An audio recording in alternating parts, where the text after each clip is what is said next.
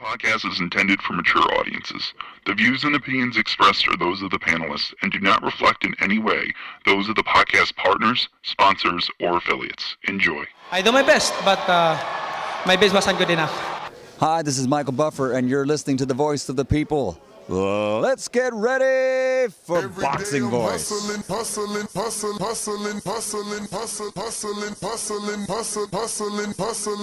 Hey, Every Daddy, day I'm hustling. This is Dollar Every Bill. day I'm hustling. No matter what nobody say, man, spirit, can't nobody fuck with me, man. You know, I can't be fucked with, you know. Dollar D Beyonce Productions. Whether you pay to see me win or you pay to see me lose, you're gonna pay. Fuck it, the kids still gotta eat. I don't have to watch, you know, any footage of a fighter. I mean, because I'm Floyd Mayweather, everybody gotta watch me. I knew eventually I was gonna have to fight Oscar Nova. I feel like he was straight up and down, no special effects. BoxingVoice.com. How can Canelo have the biggest deal? Your deal is for $300 million, and I made $350 million just in one fight. And you're fighting on an app. BoxingVoice.com. I'm a king, okay? I eat a feast. Every time I eat a feast. And when I get up from the table, I don't give a fuck who get the leftovers. At the end of the day, follow my green print. Dollar D Beyonce Productions. BoxingVoice.com.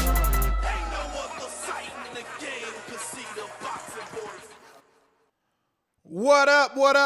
Welcome back, ladies and gentlemen, to another edition of the Boxing Voice Radio. It is Thursday, previews and predictions, where we are going to preview and predict this weekend's fights, plus talk about any news, notes, and headlines. I got Micah K with me, the queen. What is going on, Micah? How are you? Good to have you back. What up, though, Ness? What up, though, TBB fam? What's up? So, I mean, you came with some energy. So what are you most excited about this weekend? From what I know, all we got is Sunday, right? Like, is there some other I mean, obviously, we'll be in Myrtle Beach on Saturday, and we'll be streaming some live fights on the BPE network for Christy Martin Promotions and Don King. But, I mean, a major boxing, there isn't any, right? Right. Well, you know, I like the undercard. You know, I'm just trying to be energetic, but no. The undercard I do actually love, not just like I'm a huge Montana Love fan. You know, I talked about him so much. We've had him on the show. He's a great guy. Definitely a businessman. You know, it was always good to see a guy with like 10 fights doing so much in his community. So I know that is a real fight for him. Ivan Branchik is a former world champion, a champion in the IBF. He is a buzzsaw. I like to compare him to Gennady Golovkin. They look so much alike to me, and I think that's going to be a fantastic fight. Then you got Amanda Serrano, who's going to be unifying. You know, that's another great fight. You got Daniel Dubois, the return after his win over Bagdondinu. He's back, taking on Joe Cusimano, who I know. Cusimano I've been with intimately at the Wilder camp on a few occasions. He's been a Deontay Wilder sparring partner. So, yeah, I'm very interested in this card, man. Very interested in this card. And they're going to get my $60 happily. man, another 60. Ooh. Another one, right? We just spent on Pacquiao, Ugas. But I look at it like this. See, and this is great that you're on. You're the perfect person to talk to, since you do. You know, the queen actually doesn't just do boxing. She does the afternoon sports slay. And that is on youtube.com. And you can check her out where she talks other sports. That being said, how expensive is it to be a football fan? Like, is it as expensive as you being a boxing fan? Like, and meaning, like, I don't know, does the NFL ticket or whatever, however you watch it, is it equivalent to what I'm paying in pay-per-view per year? Because let's say on a bad year, I'm buying 5 pay-per-views, which that's actually an exaggeration. But for easy math, let's do 5 pay-per-views at $80. How much is a football fan spending per year? For football, see, you don't even have to spend none of that unless it's your favorite team and depending on where you are located. So say for instance, you might not get a lot of, okay, let's go with Cali, San Francisco 49ers or the Oakland. I think they changed that. I don't think it's the Oakland Raiders anymore. I don't. Correct me if I'm wrong. Anybody that's real big football fans, but Well, they're okay, in let's Allegiant, go to right? New York. Are they in Vegas now? Because Yeah, they Las Vegas Raiders, if I'm not mistaken, or the New York Giants. You might not get certain games, so you might want to get a NFL league type of pass, and then you get charged a certain amount of money. But for me, since I'm like a sports fanatic. I try to balance everything out. Since I watch everything, to me, boxing is the most expensive. Now, it can get pricey a little bit as far as like with the NFL if you actually go into the game, depending on your seats and things like that. But for me, once again, boxing, we just paid, what, 75? No, really 80, okay? Okay, the husband came out of $80 last weekend. Then this weekend, okay, if we even gonna get the fight, I'm not gonna lie to you guys. I'm still debating now. I like the undercard, and I really want to see Amanda Serrano. That's what's really kind of pushing me to go ahead and buy that on Sunday. But it's pricey. It's no joke being a boxing fan. It's no joke to me, in my opinion. But I really wish boxing would do something with it. Like, seriously, kind of, just be. I even felt like last weekend they could have at least made it, since we not getting the fight that we really wanted to see, not taking anything away from Ugas, but could you have like at least, take $20 off of it? Like, goodness. That's very true. And understanding, I really understand that. You're right. It wasn't Earl, and they made us pay the same price. That being said, though, is being a boxing fan the most expensive sport to be a fan of? Yes. Wow. In my opinion, absolutely. Once again, I'm a sports fanatic, so I watch basketball. I watch football. I'm not as big on football. My dad was a big football guy, but I still watch a lot of football. I watch the Lions and stuff like that. Like, I can watch the Lions on regular. I don't have to have cable. You can have the antenna. You can have a regular, go get you an antenna for $20 or $30, or you can get the upgraded one for about $40. Regular cable, don't have to pay anything monthly. Bam, watch your favorite team every Sunday, and then of course you might have to worry about the playoffs. That'll come on cable, but nothing to me compares to boxing. Nothing as far as price wise. So how much does it cost for the playoffs? Okay, so like for instance, the playoffs, if you don't have basic cable, because usually the playoffs still show, on regular primetime TV, or it might come on ESPN. So you still good to go. You're not coming out of pocket like you would, especially for boxing and the different apps. Let's say it's not pay-per-view, you still gotta pay for the apps. So you gotta really love boxing to be a boxing fan. No other sport is like that, like baseball, hockey. No, not to my knowledge. Everything I watch. Once again, you might have to get the league pass if you want to watch all the NBA teams or all the NFL teams. If you really like a fanatic of a particular sport, but that's still for the whole year is so much cheaper than being a boxing fan with different apps and pay-per-view all together. That's crazy. So basically, our sport is fragmented because it's on apps. It's also on a paid pay-per-view or not a premium pay cable. Like Showtime is $10 a month. That's crazy. I'm being told the league pass is $300 a year, but you're saying you don't need that.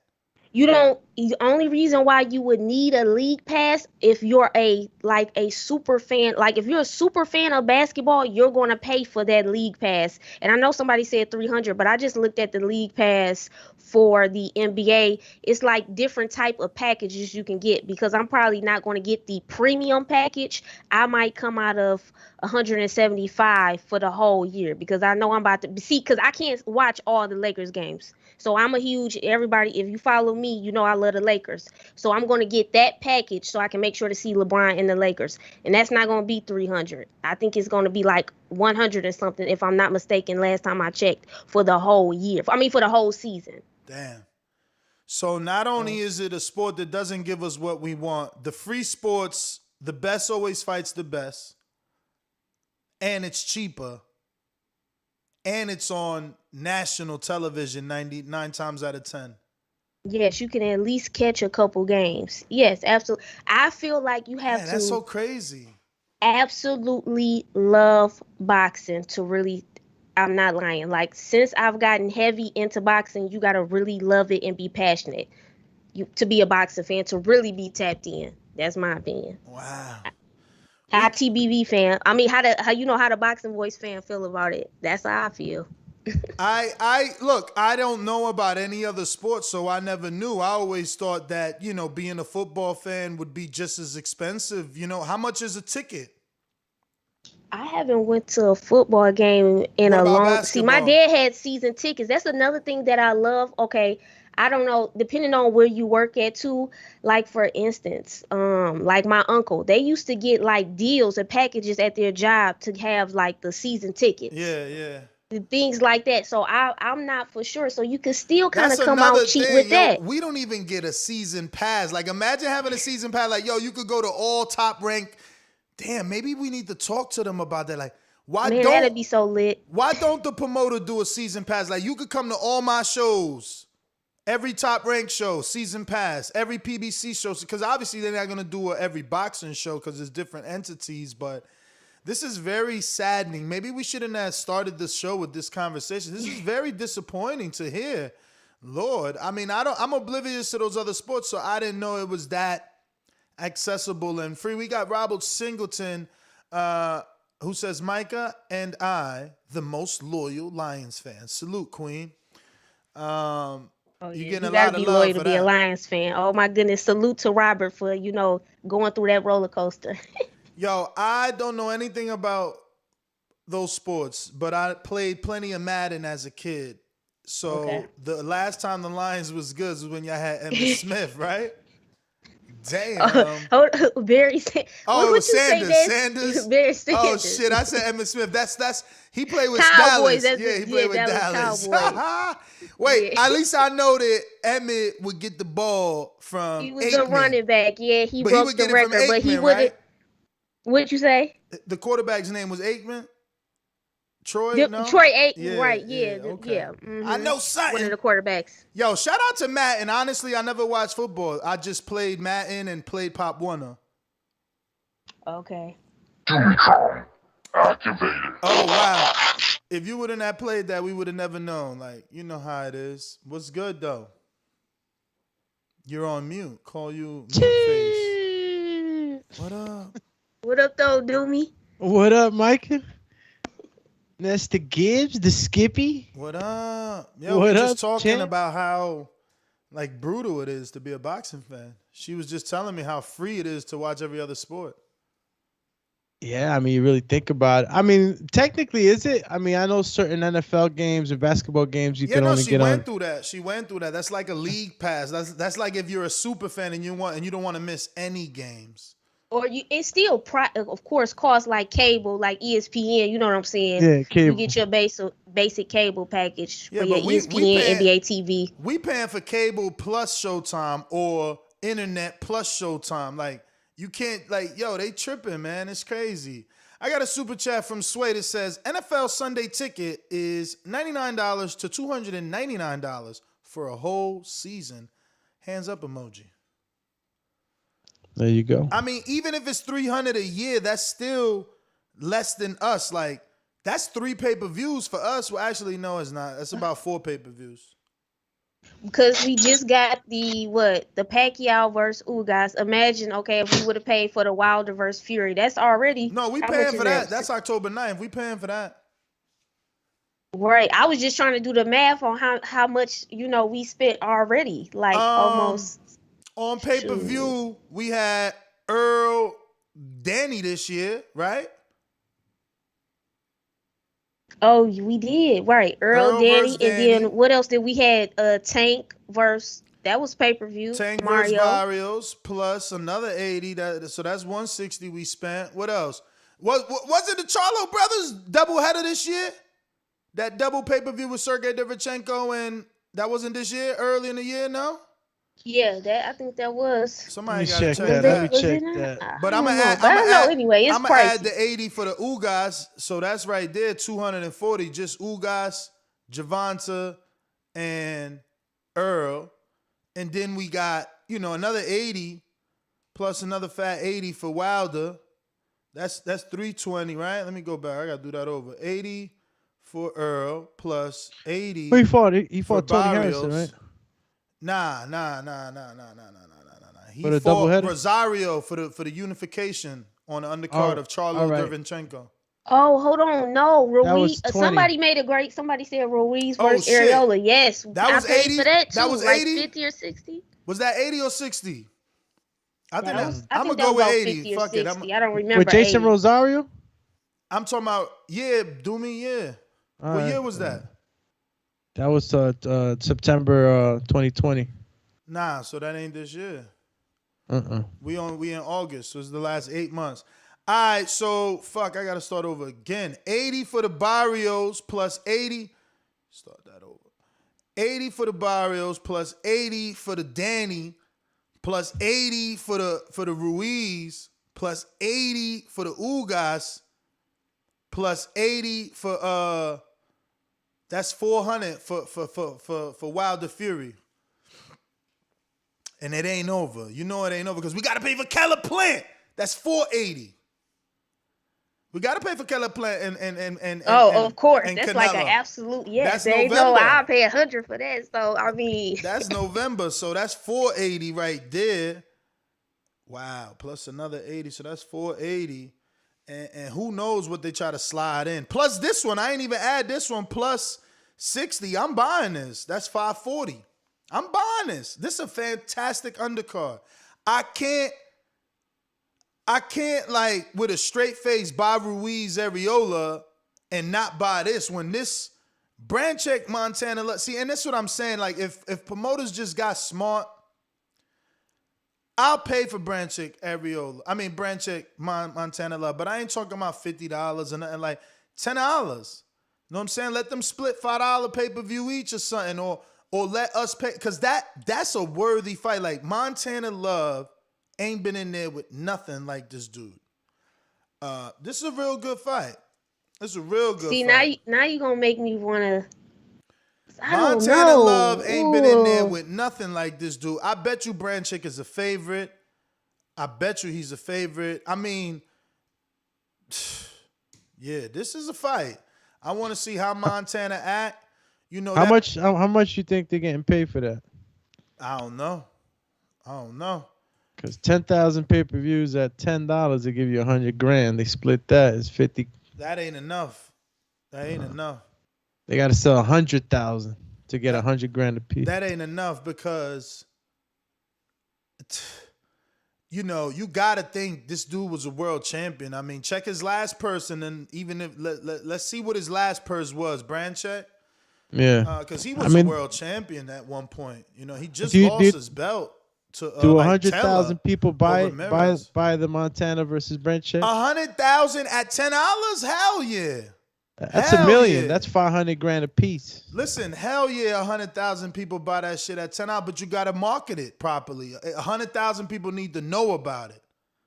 That's the problem. If you ain't telling 100,000, how the fuck could they buy it? Somebody got to know. This is a good fight that people don't know about. I'm talking about it every chance I get so people realize, like, wait a minute, this ain't Jake Paul, just Jake Paul. But which, by the way, did you see the face-off? Man, Woodley, man, all respect to Woodley, man, but you too small, man. You gonna be sucking his nipple at the fucking, yo, like, come on, he's little as hell. His face all in his chest. I'm like, come on, bro. He like, yo, put his shirt on. Yo, and Jake is a star. Yeah, Jake a star, though. Jake a star. I want Woodley to win this fight, but I just, I watch a little UFC too. I was really heavy into it a little while ago. I kind of died down a little bit, but with Woodley, he took a few L's the end of his career too. So I'm big on mental strength. I don't know how Woodley. I don't know. I hope Woodley can pull it off, but I don't know. Jake, like you said, Jake know how to sell a fight though. Yeah, and from the press conference, Woodley looked like he got, like, they all under his skin. Like, that's my mama, man. Oh, my mama, oh, my. It's like, come on, brother. You know ain't nothing really going to happen to her, but let's show you real quick because I don't know. Yeah, but they was crossing the line. No, his sister crossing the line. Look at his sister right here. Why are you even talking to his mom? Why is his sister all That's like? the part I didn't understand. Why is his first of all? His sister's not talking to any of them orange. First of all, look at the sister and how aggressively she's talking to a dude sitting down. And secondly, everybody know Mama Woodley. She's famous. She's talked. So what you think? You just gonna talk? Nobody gonna say nothing to you? Well, you chill. Get him now. Get him away. Get him away. Get him away. He can't move. Don't say shit about my insert something to see what happens. I'll shake this. So that's what I'm saying. Look, she said, don't you ever say nothing to my mother. And then he like, oh, I shake this up. Like, yo, how you not supposed to react? Like, my man is a G to just sitting there. He got his hands up like, look at her, the way she aggressive. Like, he a better man than me. He a better man than me. I'm telling you right now, he a better man than me. He just sitting there calm as can be. At first, I thought that was J. Leon Love. And then I realized it wasn't. But he got into it with J. Leon Love, too. And I think J. Leon Love was wrong because, Woodley was like, come on, man, that's my mom. And he like, man, I ain't say nothing to your mom. And he was like, I know you ain't say nothing to my mom, but I'm saying, like, you ain't supposed to let that happen. Like, that's my mother. He like, man, fuck out of here, man. And I was like, oh, shit. J. Leon Love need a fight, man. He in every little scuffle that Jake Paul had, like, it's starting to look corny now. I'm just saying, like, you was the fighter, okay? Like, look at it from my point of view. You was the dude that was heavily touted when you was with Lou DiBella, undefeated. Then you left Lou, and you from Detroit, Michigan. You left Lou. You go to Mayweather. You even start dating LaTundra, man. Come on, dudes was like, oh shit, look at my man J. Leon. And now look, like now we just know you for being like the entourage of Jake Paul, or what you like the second trainer. You like the chief trainer for Jake, like what? Second in charge, you the water guy, like, come on. And you look big as a house on that shit. Check out my YouTube short. He looked big in that orange shirt, like real wide. I thought like you at least would be training with her. Hopefully that's just a wide shirt. Who? J. Leon Love, you ain't see that shit? Yeah, he's a little rounder. Rounder? Hey, don't lead the Detroit. Lead the Detroit. I gotta show this leave us alone. It's all good. I gotta all you show gotta do it. is I get gotta back show and it. shake. Hold on, let me show this real quick. Looks like we got our guest on. Already? No way. Yes, Who's sir. that? Gilberto Mendoza? Yes, I'm here. Mr. Mendoza, how are you? Fine. I'm just not watching. I'm not looking on my belt behind, so I'm a little bit. Oh, yeah, man. You never sent me one, man. You never sent me one. I'm looking at the BC, and that one's. You never sent me one, man. Luckily Mauricio, even the IBO sent me a belt and a medallion. Mauricio gave me the medallion too, We're waiting on Gilberto. Now that you're taking away all these interims, you can send me those. Nobody's using those anymore. But thank you for coming on the show. Ladies and gentlemen, this is the president of the WBA, Gilberto Mendoza. I won't bore you with any of my questions. I know that the people have some. So to my co-hosts, Micah or Alex, if you want to go ahead and start off as I pull up the people's posts. If you don't have anything, How you doing, Gilberto? It's Alex here with the Boxing Voice. Hi, Alex. How are you? Thank you for the opportunity. Absolutely. Thank you for coming on. As of lately, there was a lot of pressure put on the WBA. How important was it for you to have a swift, what can I say, restructuring? Okay. It's rather. I wouldn't. Look, we have some pillars in the WBA. I know we were criticized regarding certain practices, but we have always think about the systematic development of boxing. We have always think about the rights of the boxer. We have always think about trying to innovate and trying also to, balance a little bit the fairness, of a worldwide sanctioning body. Rather than rather than the pressure, I would tell you that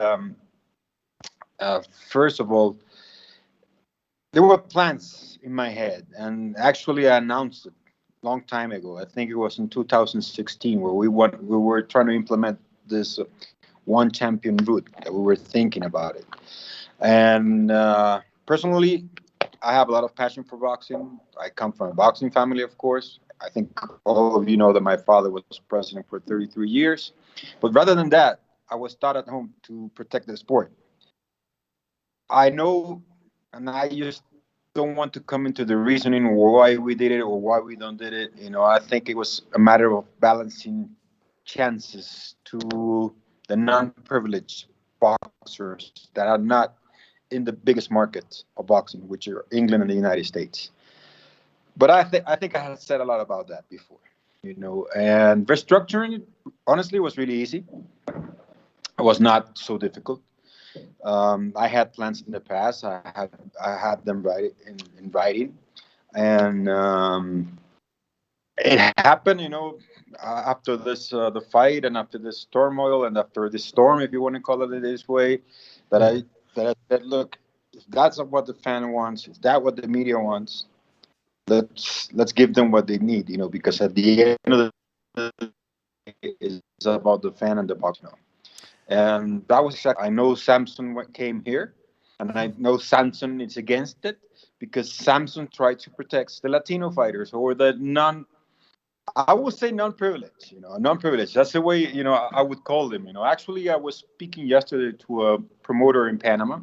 He's well known. His name is Rogelio Espino, and he says, the interim titles. I know everybody hates. So that was our chance to have at least a bit at the big markets or against the TV. So it's kind of like it's not that I'm not against the multiple titles. Fans and media are against them, and they're an important part of the sport, and I neglect them for a while. So there you have it. I'm going to do it. I don't know how long it will take to have one champion per division, but we're taking the steps as fast as we can. Actually, yesterday's move was very tough personally because I was thinking about the fighters too. But it's not that much to say. I have said it before in so many different ways. So it's just like I'm here to answer any question you have. If they're gonna come back about the fees and the stuff, I have said it all. But I like to be face to face to people, and I like to express myself, and I like people to know who I am, and I like people not to personalize the WBA in my face. Because the WBA is an institution, it's part of the sport. It was the first sanction. We took different practices from what people have a concept of boxing in a different way, and that's the way it is. I'm here to tell that I have the same passion as you have. I have the same passion as my haters, the same one, but in a different way and from a different perspective. Because I'm inside, and I'm not inside the business because the business belongs to the promoters and fighters and managers. I'm inside a sanctioning organization, which I don't like to be called a sanctioning organization because I think we have to start acting like international federations. And that means we have to have we have to be the balance, or like the scale at some point between the fighters, the managers, and the promoters in order to have like more chances to everybody. But at the end of the day, I'm not going to tell you that the influence of TV, promoters, and big investors that come in the sport, they kind of create a tendency. But this is being changed. I'm now wearing a different hat. Taking a lot of your concerns because I know I understand the three of you don't like the multi-titles, and I respect that. I'm honored with it. But I'm here. I'm here for you guys, and it was a real pleasure that you invited me. I was actually honored when I got your text and everything. And I'm sorry I couldn't do it last week, but I was just preparing to all these changes. No problem. We're thankful that you took out the opportunity. So when you say that you are prepared for one title per division, Are you also planning to get rid of the regular as well? Because it is our understanding that the interim is being abolished, and every interim champion is now considered a mandatory to the regular champion. But is the regular title also, will that be taken away as well? Look, I will not promise you that because I have part of my board concerned about one thing, and like looking for an alternative. When you have, I'm going to tell you 3 divisions right now.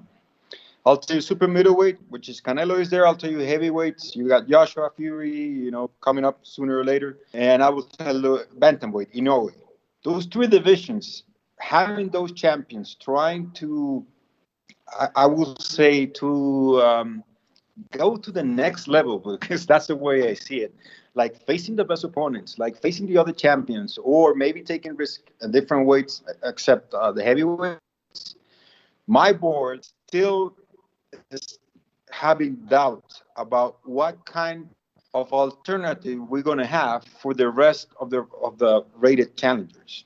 What are we going to be able to do with this? Are we going to call it gold like we had?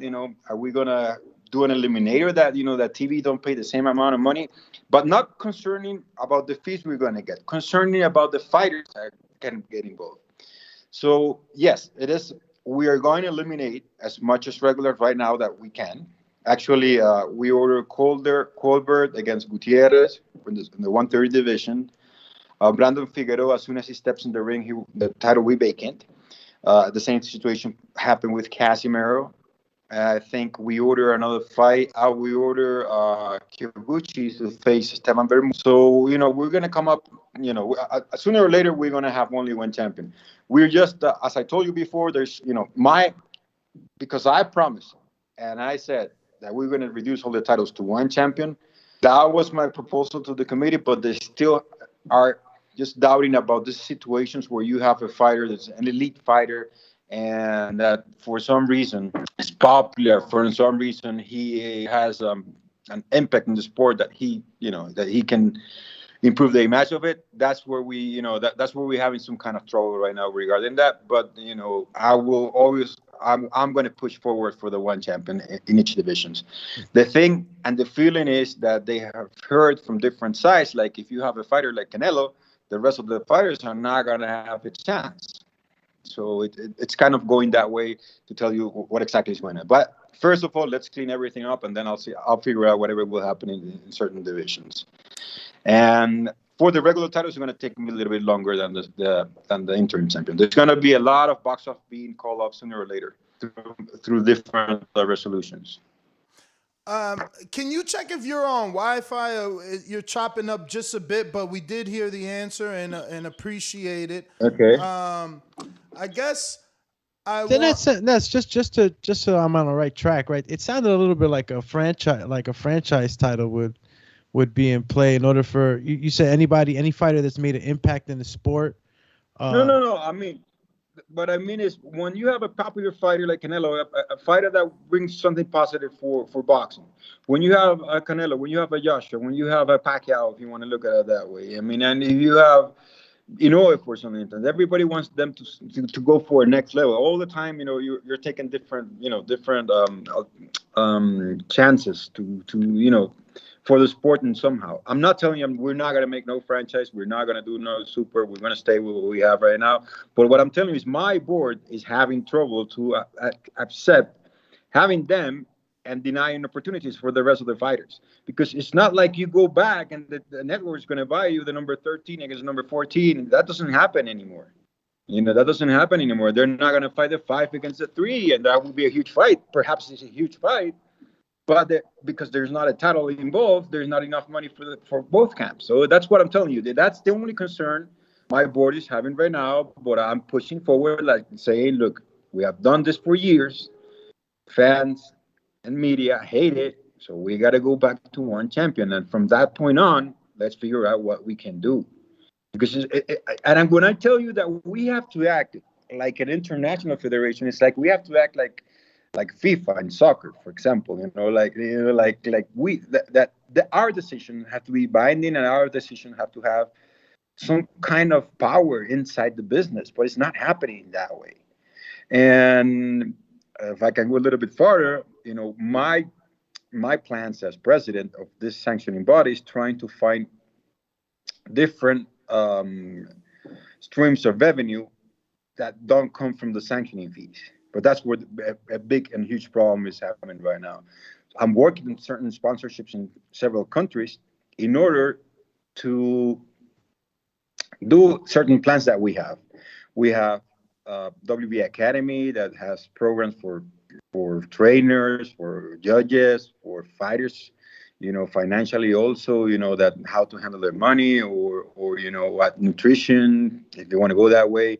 We do, we also have some social programs, but, you know, like, but anybody has it. We work with the amateurs. We have a tournament called WBA Future Champions, where we try, before the big events that in the amateurs we try to bring, you know, as much as national teams that they don't have a chance to fight outside. Like, for example, we had one in February in Colombia, and we were able to bring Uruguay, who didn't have a chance to go out, and we paid for the tickets, and we paid for the food and everything from those teams. We brought a couple of guys from Kazakhstan. Italy was here. You know, we had several things, and so we gave an experience back to the amateurs. So it's kind of a lot of programs going on that I've never expressed, or perhaps my media team needs to find a different communication strategy to go out.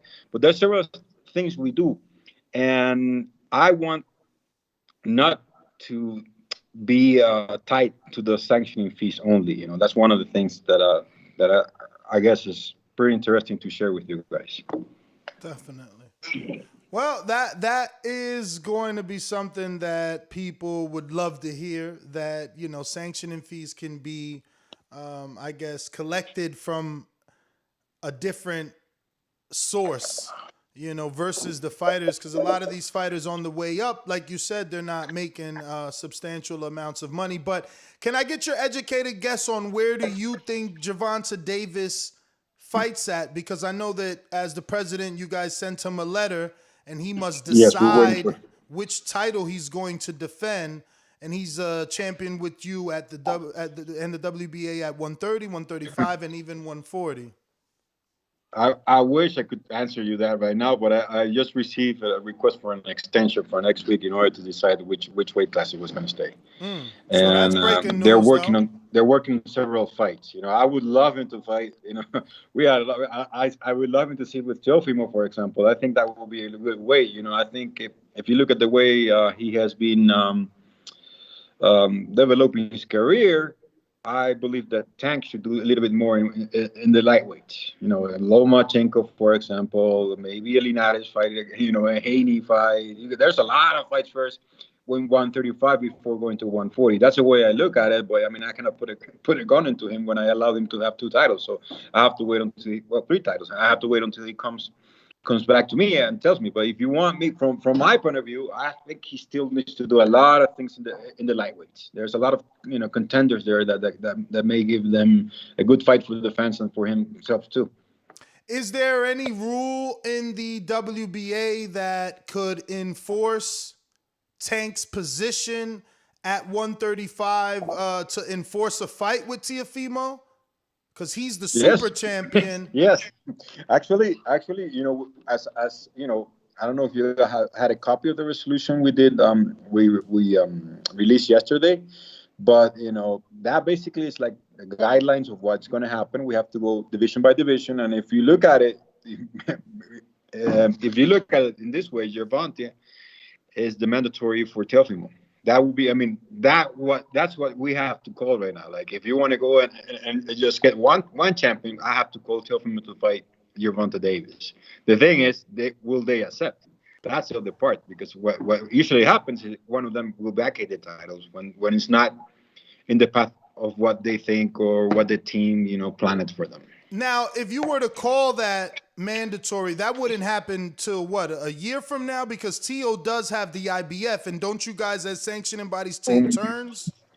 He has. I got to look at it, but I'm going to reduce the time because we need to clean up everything. You know, I mean, it's going to be just enough. You know, he usually has 18 months, but I'm going to reduce it a little bit, perhaps a year or less. I have to look. You know, since he won the title, we got to go back when he won the title to Loma. So that was last year, right? I just don't remember exactly the date. I don't have it with me, but it might be, around the time to order it.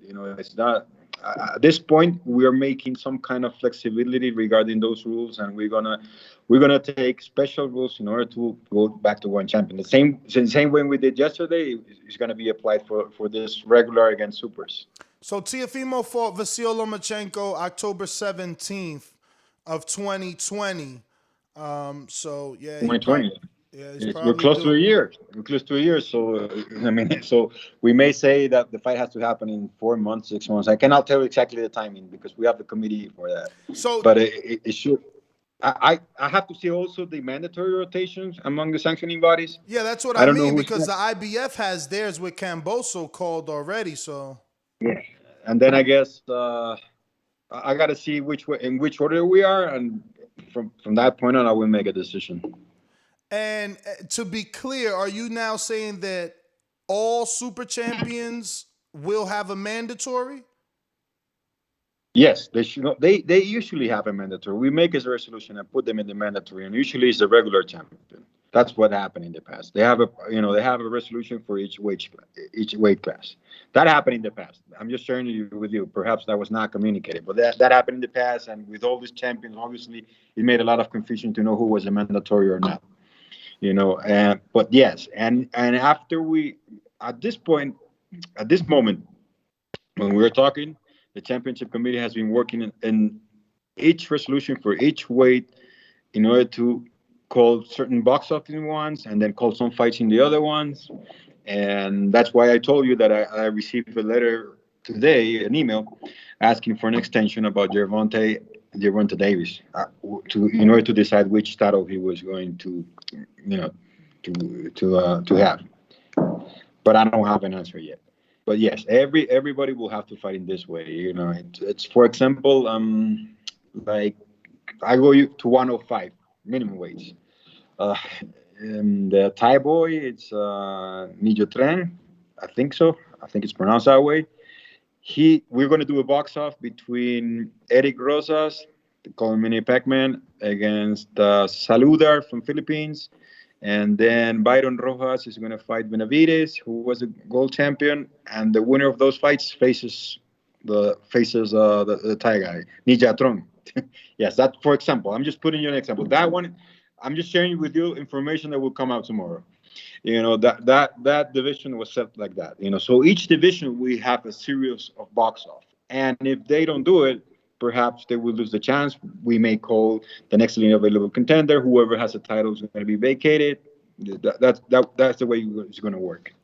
So when do you expect the mandatory to be called for Anthony Joshua? Because obviously Mahmoud Char was the champion there for many, many years. And then now Trevor Bryant was the interim, and he has been, is now the regular. So that particular division hasn't had a mandatory from the WBA in quite some years. We're in court right now. Oh, we're in court right now, yes. And soon there's going to be another lawsuit. We're in court with Don King sue us because basically he is demanding to remove Char as his mandatory for Bryan as champion in races, basically. That's in court right now. And soon there's going to be a lawsuit to King from Char. I just don't know the reason exactly. It's going to come up sooner or later, so we're going to get involved. That division is really tangled, to be honest with you. It's really messy right now. And a box off could work, but I cannot tell you exactly what's going to happen right now. That's why I cannot have too many comments on that division. It's it's very hard to tell you what's going to happen or not. I mean, we're in the hands of a judge right now. So at 168, obviously Canelo's going for undisputed. That fight is signed, sealed, and delivered for November 6th. But David Morrell is your regular champion. And obviously you're saying regulars are now the mandatory for the super. Is that something that you plan on calling in the next 12 months, or is that 18 months out? We're going to be, I guess just looking at it, that's what's supposed to happen. I guess in this division, we're going to call a box off, just looking at it, because I'm just looking at all the contenders that are there. We may call a box off between Morrell, Chudinov, Aidos, Jerebos, Honely. Actually, they're going to fight for a mandatory right now. They're gonna fight. Idos is gonna fight Allen, and we might do a box off there. It's just it will depend in each division, and the championship committee is now taking advice from people outside in order to make something that may happen. So I cannot tell you exactly if we're gonna do this one or that one, but just look. What I can guarantee you is it's gonna be a box off between at least 4 fighters or 6. Well, You you got some very highly recognizable names in that top 15 of the WBA 168. David Benavidez is number 2. Yeah, and then I forgot that Morel has to fight. Morel has to fight Ryder. Oh, already. So that might be part of it. That's what I'm looking at. I'm just looking at it. I'm just checking everything out, and perhaps I'm just going to put an example that something that could happen. Morel may fight Ryder, and Idos is going to fight Allen, and Benavidez could fight Shootinov, something like this. And the winners, will meet at the end of the day, and one of them will be the mandatory at the end, and obviously that one will be called the regular champion, and then they will have to fight. That will be the mandatory for Canelo. I'm just putting you examples so people can understand better. Graphically, it's easier. Mm-hmm. All right, so we got 4 more. Doomy, you got the Patreon pulled up? Yeah, I got him up. Yeah. Okay, Mr. Gilberto, this is from our most knowledgeable fans in the TVV community. The first guys I want to ask you a question is Brew in the 504. He's from New Orleans, and he says, "Can we have your word that the WBA will not create any more titles?" Well, you have my word, but sometimes there is a solution in lawsuits, to be honest with you. That long time ago, I think we had the recess was used because I forgot his name right now, Travis Sims. But that's the only way. It has to be something reasonable if it's going to be created. That's why I cannot give you the word 100%. But from my side, I'm cleaning everything up. All right. Next one's coming from Mr. James Benitez, and he says, "Here's a hypothetical. If no one bids on the Bud versus Porter, would Porter get skipped and the fight goes to the next fighter in line? How does the WBA deal with this situation?" Okay, but that's not my organization, so it's you got to be clear. If it happens in the WBA, we have to go for the You're talking about a purse bid. You're talking about a purse bid? Yes. I think so. Yes, because Crawford and Porter are going to purse bid September 2nd. Okay, yeah. Well, the process there is like, but it's like if he's telling me like, is the promoter fails to participate or what?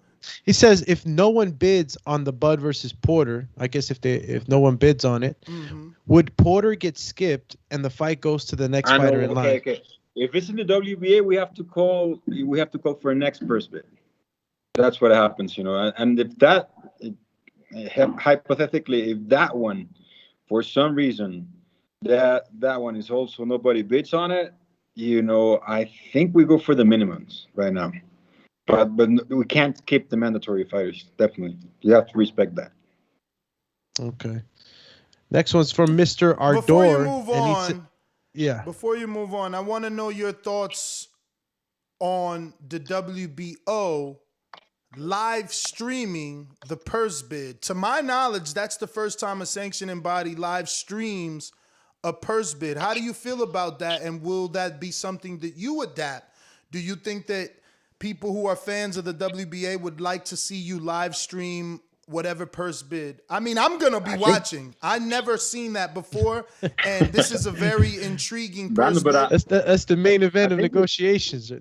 We did in the past, I think so. A purse bid?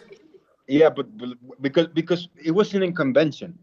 And the convention was being live streamed. Okay. But there's no production there, so it's very hard to understand what's going on. Yeah. But I would. We have to be open. That's basically a public. That basically is a public act. Why not? I would do it. I don't have a problem. We do the conventions open for people, for everybody, anyone who's who has some kind of interest in boxing can walk in a convention and just sit down and listen. Have to pay like a fee of participation, but it's very small. and they can listen to it. I don't have no problem to fans to see the process. I mean, it's not so complicated at the end of the day. It's just 2-3 promoters bidding for a fight, and we just have to open. They have to follow rules and regulations, and then just open an envelope, and then we just have to say things. There's nothing there that can, it's only the only problem. Like if you're a foreign fighter and you're a Latino fighter, and they know how much money you are going to earn, perhaps you are a kind of risk when you live in, outside of America. That's the only thing. All right. Do me next one. Next one is Mr. Ardor, and he says, thanks for coming on the show, Mr. Mendoza. I like the direction the WBA is heading. My question is, Leo Santa Cruz is the WBA super featherweight champ. He hasn't fought at that weight for over 2 years. Why wasn't Leigh Wood elevated to super champ after beating Shukan, or Santa Cruz ordered to fight Wood to consolidate that division? We have to do that too. Same example as the other ones, but we have to go case by case. And actually, we sent a letter to Leo Santa Cruz regarding exactly that same question, if he was going to fight again in the featherweights, because they already know, all promoters already know that we're trying to clean all divisions. So I'm waiting for answers in that specific case. Actually, to be honest with you, I want to call Leo myself to find out what are his plans. And I guess it was a two-part question. The other part was, why wasn't Leigh Wood elevated to super champ after beating Shukan? Because Santa Cruz is a super champion. That's a straight answer. I know. All right, so the next one's coming in from Big Casual, and he says, thank you for getting rid of the interim WBA belt. One step closer to making the sport of boxing great again. Since Gervonta Davis holds WBA belts in 3 different divisions, any word on which weight class he will decide to keep his belt in? Yeah, he answered that already. I think we went over that too. Yeah. And next one is from James Valdez in San Antonio, Texas. And he says, question asked earlier. Maybe you can help answer. Why do other sports fans, football, basketball, etc., don't have to pay like boxing fans do? Yeah, that's crazy. Just this year alone, it's $540 in pay-per-views. That's a lot. Well, it depends, Well, I don't know. I have to pay to see. I'm a big baseball fan, and I have to pay for the app in order to get all the games, And I think NFL also has an app. It depends on which way, but to pay for each fight is difficult. I also see the fact that we don't have seasons. We don't have seasons that you can pay from the beginning to the end, and then we have major fights usually. And boxing always is going low on popularity, because if you have seen all the time, there was a time you had De La Hoya, Vargas, Trinidad, you got all of them at the same time, and then we start lacking of those stars, and then Mayweather came in. Now we have Canelo, but it's like. Oh, it's like a curve going up and down all the time. That's the way I see it. And sometimes I'm a huge boxing fan, of course, and it affects us. But look, here in Latin America, just to have the view, the fans can see it for free, because usually countries buy the rights to do to have the fights, and then you have the cable TVs that also broadcast the fights. That's a different story. We're talking about Americans, and perhaps we are talking about England, that they do the pay-per-views. But here, what happens is that a certain TV buys the TV rights, and you as a fan can look at it in national TV without no problem. That was some kind of advantage we have over here regarding that. Wow, yeah. I know UK spends a lot less on boxing than the American public does. I think the next one was from Line 6 Reed, and he says, have you ever seen a fighter as great as Boot Ennis? That's Jerron Boot Ennis. He's one of the community members that says that Jerron Boot Ennis is the next champion. Speaks very highly of him. So he wants to. Yeah. Well, I think to be honest, I haven't seen him too much. I haven't seen Ennis too much. But he's a heavyweight, right? No, welterweight. Welterweight. Yeah. But no, I haven't seen that guy. Line 6 Reed. Sorry. Yeah, he's but a great. I'm gonna look at it.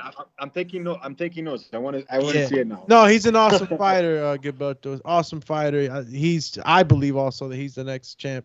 Absolutely. As soon as he's given that opportunity, I'm pretty sure he'll do very well. Next one's coming in from Jab Left Hook, and he does say, how does it feel for fans to recognize the WBA as the We Benefit Al organization? Thanks for cleaning house. Yo, did you know that people were saying that? Did that get to you? Like, did it reach you that they were calling the WBA what benefits Al? Like WBA. Did it affect me? No, did it reach you? Did it reach you? Like, Yes, of course. Did you hear about I it? read. If you just take a look at my Twitter and you will know whatever all the kind of things. I do read them. It's just like times there are days I don't have the skin for it, but there are days I can read it all. I don't have no problem. Actually, everybody's entitled to their opinion. And we had a different view. I'm doing what is expected to many fans. So, but honestly, actually, when I was walking around the MGM, and I get some kind of insults sometimes, and I don't like that. But people act the way they want to act. It's like they call you bandidos, they call you crooks. Oh man, Rob. But you had Lou here. Lou here calls us the bandidos, but not only the WBA, he calls all sanctioning bodies the bandidos. So it's kind of like at some point you get used to it, but I don't like it. Obviously, I don't like it. I mean, it makes you think, and it makes you think twice everything that you do. And I guess I have a lot of passion, as I said at the beginning, for this sport, and I want to change things for good, and I don't want to have that match with the fans. Well, I want to ask, like, it didn't bother though, right? Like, because I'm looking at it from a business standpoint, right? Like, I like to consider ourselves one of the biggest podcasts. So if a promoter came at me and said, listen, man, I got 200 plus fighters that I would like you to talk about them regularly, and it meant financial gain from me, I don't see what's the problem. You understand? Like, Al has a lot of fighters. So I don't know. I just wanted to know, did you take that, I guess, like negatively? Because again, for your business, for the WBA and the growth of it, you do need fighters. And he has a plethora of them. What happens there is, like, at that point, if I'm working with a promoter that has 200 fighters, I'm going to be kind of comfortable. But then you're looking at the reaction the people he's having.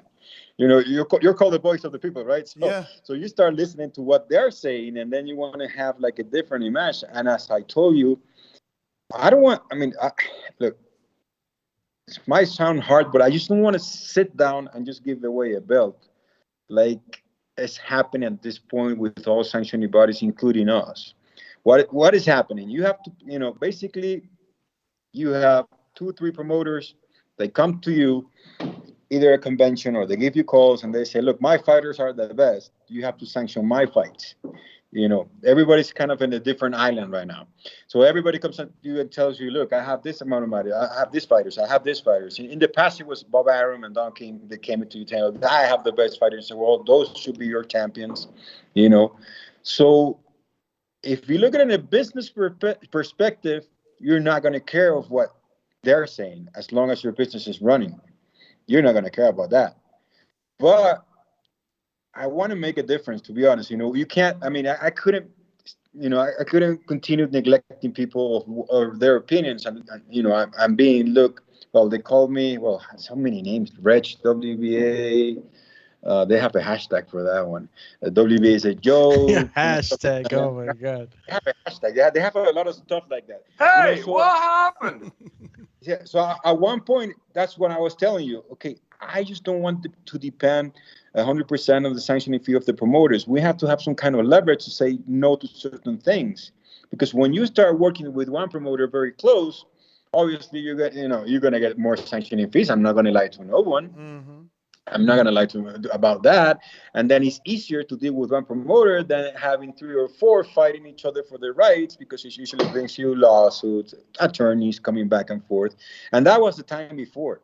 That happened before, in 2006, There were two German companies, Sauerland and Universal, and you had Golden Boy also, and you had Top Rank, and you had all these conventions. They were really fun because they look like a courthouse at some points. Everybody's fighting for the right of their fighters, and that's one thing. I was just, we have to make like the balance in this sport. I think we're too much sanctioning bodies, by the way. I think we're too much, because that confuses the fan too. Okay, I'm going to clean up my house, but then you have to ask the fan. He has to memorize 4 champions per division, and then you create the lineal champion. So it's not only about us. It's not only about us. There are certain parts. Actually, I saw today on a website an article by I think it was in Boxing Scene. It's in the top of the news. I like that article. Despite I was being criticized a little bit, but I like the perspective the guy put into it. So it's kind of, I just don't know, exactly if, I don't know if the fans or you media, you're gonna like to have one champion, one unified champion per division, for example, because that's also denying opportunities for the rest of the fighters. It's kind of, I mean, theoretically, the way we believe it would work is that the number 1 contender gets to fight the champion, and the champion has 12 months to fight the next number 1 contender.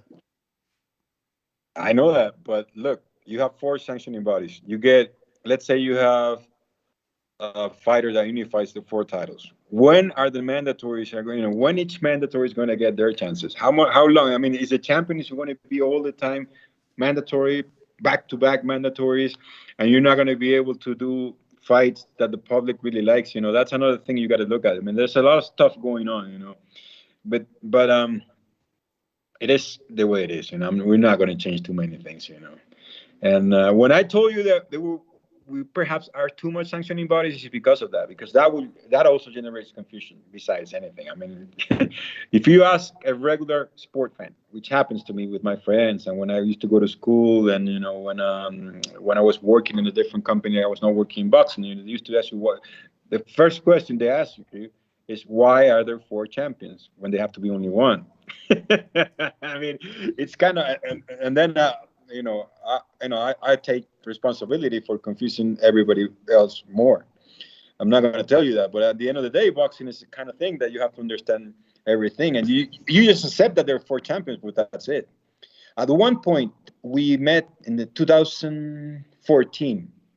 Mauricio from WBC, Daryl IBF, Paco didn't attend, but he sent somebody, and then my dad and I that time attended. We were trying to do something in order to get some kind of tournament, in order to have 1 champion, so the people would have an opportunity. But we were thinking of having it for a regular in each sanctioning body to be the mandatory those days, but that never happened. And the rest is what's going on right now. It's just a lot of promoters, a lot of TV outlet coming out, or streaming outlet coming out, and putting a lot of money into it and trying to get as much fights as they can. We had one last one from Mr. Boston Jared. KO punch, Mr. Gilberto. You got it? All right. Boston Jared says, if Triple G versus Murata gets canceled or delayed, will you call for Lara versus Murata, since Lara is in mandatory position? But we're waiting an answer for him too. It's tending to go to 154, to be honest. There's a tendency to do that. Then we should go then to Eubank. That's the case. All right. That was the last of the questions from the Patreon. Yes. No, that's it, man. Mr. Mendoza, I want to thank you, obviously, for coming on the show and answering the questions and giving us an update on everything that is the WBA. We appreciate you coming on. If you want to give out your social media, you can do so at this time. And we hope you enjoy the rest of your day. Thank you one more time. I could be found on social media by Gilbertico WBA. And by the way, I saw you around Ennis. I think he's a good fighter. He's a hard puncher. Yeah, I saw him against Lipinets. I was just checking out his. Yes, I like him too. I don't know if he's going to become the biggest star, but he has all the tools. Yeah, keep your eye on that guy. Gilberto. I got a question from Bill Haney. Bill Haney, he said, it was a pleasure meeting you, Mr. Mendoza, at the Linares fight. Were you surprised at how good my son Devin Haney is? And when can he fight your WBA super champion? Please explain the procedure that champions in other organizations have to do to challenge for the prestigious red and black belt. Thank you very much. So he's saying, as a champion, is there something that he, as a manager father, can do to try and petition to you, the president of the WBA, to, you know, mandate a fight with the super champion in the WBA and the WBC champion, Devin Haney? I guess that's Teofimo. He's asking for Teofimo. I would love to see that fight. Actually, yes, I was really surprised. First of all, hi, Bill. It was a pleasure meeting you too. I heard a lot about you, and I know we share a lot of good things for boxing. And Devin looked impressive against Linares. Linares had never been handled like your son did. He outboxed him. He was faster. He had more skills. He had a better boxing IQ. And Linares is a great boxer, but I was surprised. I was really surprised by your son because I think he stepped up in levels, and he showed the best thing, that he has heart and that he can take a punch. That was the most important thing I saw from that fight. I love the way he jabbed. I love the way he moved in the ring. So I like a lot his footwork. Regarding that, I have been asked several times. Currently, there is no way to mandate a fighter to, there's nothing in the rule other than a good conversation with the other sanctioning body in order to make them force the fight, or both agree that we can do mandatories together, like Teofimo fighting Devin Haney, for example. I will have, in this case, to speak with Mauricio Suleiman and see if we can work it out, talking with the promoters and making some kind of a special ruling. But there's nothing in the rules that will force a champion to fight another champion, unfortunately. I would love to have a better answer for that, but obviously I want your son to be my champion too. Well, there you have it, Mr. Haney. That is your answer. Gilberto, man, thank you one more time. We appreciate your time, and till the next one. Thank you. Thank you very much. All right, there you have it, ladies and gentlemen. All right, thank you. President of the WBA, Gilberto Mendoza. Very good interview, candid, and I appreciate that he answered all the questions. Interesting to hear that they're also possibly going to attempt to get rid of the regular. That seems difficult to do. I mean, if they set the precedent, I should have did that. I didn't stroke his ego, because if you set the precedent of being the first sanctioning body with one title per division, you're really smacking everybody else in the face. They got to follow suit. You know what I mean? Like, you're one champion. There's no regular. There's no super. There's just one belt, one mandatory. Everybody else is like, well, fuck. You know what I mean? Because at the end of the day, it's money. I mean, you got all these belts because of the money, and he's trying to sell you like, look, we don't really need the money, and we're trying to figure out ways to get the money from another source. That's right. He doesn't want to rely on Hopefully, he's telling the truth. Hopefully, he can actually get it done, because, sourcing the funds is always going to be an issue. That money has to come from somewhere. These sanctioning bodies are non-for-profit. It's like he said, he brought a tournament to Venezuela and had the whole Uruguayan team come out. So, like, that costs money. That costs money. That's pretty cool too, because there's some of these things that he's doing that not too many people know about. What was it? The WBO Future Champion Tournament? WBA, first off, wake up. Sorry. That was not Paco. Wake up. Wake up. Wake up. We got Sway with a super chat that says, UFC is the most expensive pay-per-views every month. Boxing is second. Oh, well, that makes me feel better. Is that true, guys? Is UFC more expensive to be a UFC fan than boxing? Which one is more expensive? The same numbers, right? I mean, they have way more. They have them every month, guaranteed type shit. Like, they have a major event every month. I haven't paid right. I can't remember right now. I know that for UFC though, they get certain fights that they really want more. Yeah, and used to when I was really tapped into it. compared to us.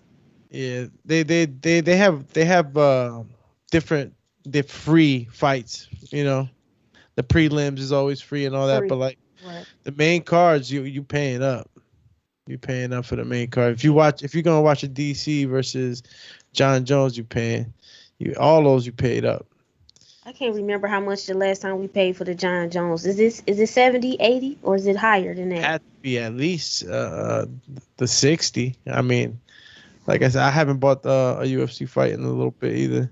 I forgot which was the last one, but they're expensive. They're just as expensive. The last one I watched was Ronda Rousey on a phone. Remember in Jersey? Yeah, I remember. What you mean on the phone? Like, oh, you bought it off the phone? Nah, like somebody had it on the phone. Oh, okay. But it's often. They have them often every month. Right. Yeah, every they month do. They got some big UFC. They are what? Where they at? UFC 68 or some shit. Yeah. It's a lot. I know it seemed like it come back to back to back. Like. So guys, moving on. We got a few topics that we need to discuss. We got a few super chats. Yeah, Will Lynch is up next. We'll get to him in just a second. I just want to, real quick. Are we going to make our official predictions for the Ohio-born Jake Paul versus Tyron Woodley? Sunday, it's going down. These two square off. Showtime pay-per-view, $60. Fantastic undercard with a lot of good fighters. I'm picking Jake. Press conference showed the face-off just showed me too much. He's too small. He's just too small. It just seems like he'll be shoved. Tyson was small. Who's Tyson? Mike Tyson. No, man, but like you can look at Jake or rather look at his face-off, bro.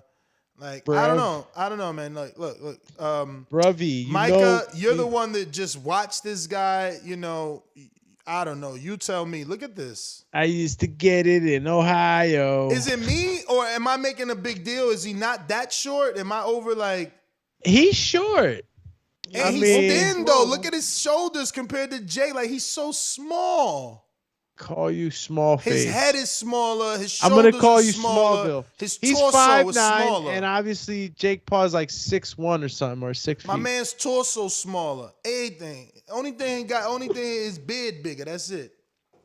Yo, you still gotta. That's a plus. Beard. That's a check. I give Willie a check on the beard. He got the iron. I don't know what else to say. Look at how Jake just staring him down right here, bruv. I mean, look, man, it's obvious that one guy has the physical advantage, but Woodley does have that, like, you ain't even phasing me. Like, I'm not building this up. This is a fight. We already built it up. I'm not talking, I'm here to beat your ass on Sunday. That's that whole mentality he got, especially based off the press conference. But you serious? I mean, Jake just looks better than him, though. I don't know on this one. I really don't. I feel like Jake might win. With Woodley, I'm just basing it off what I seen the last few times with UFC. I really don't know. Like, I want Woodley to win, but it just looked like Paul. Why you want Woodley to win? Because first of all, I watched Woodley. I think we watched before. I watched him fight. What's his name? Do me. Maybe you can help me out.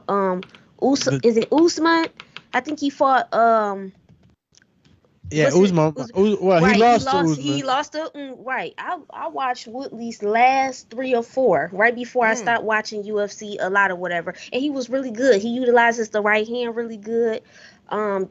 His right hand is, that's the most dangerous with him. That was his signature move. That was his signature move, exactly. So I really, especially before he started taking the losses, I was really big into Woodley. But it seems like, I don't know, the later part of his career, I don't know, what kind of happened. I don't know, as far as maybe it was probably just time, to let it go, especially with age. So I don't know what was really played a factor in it or whatever. But I have always liked.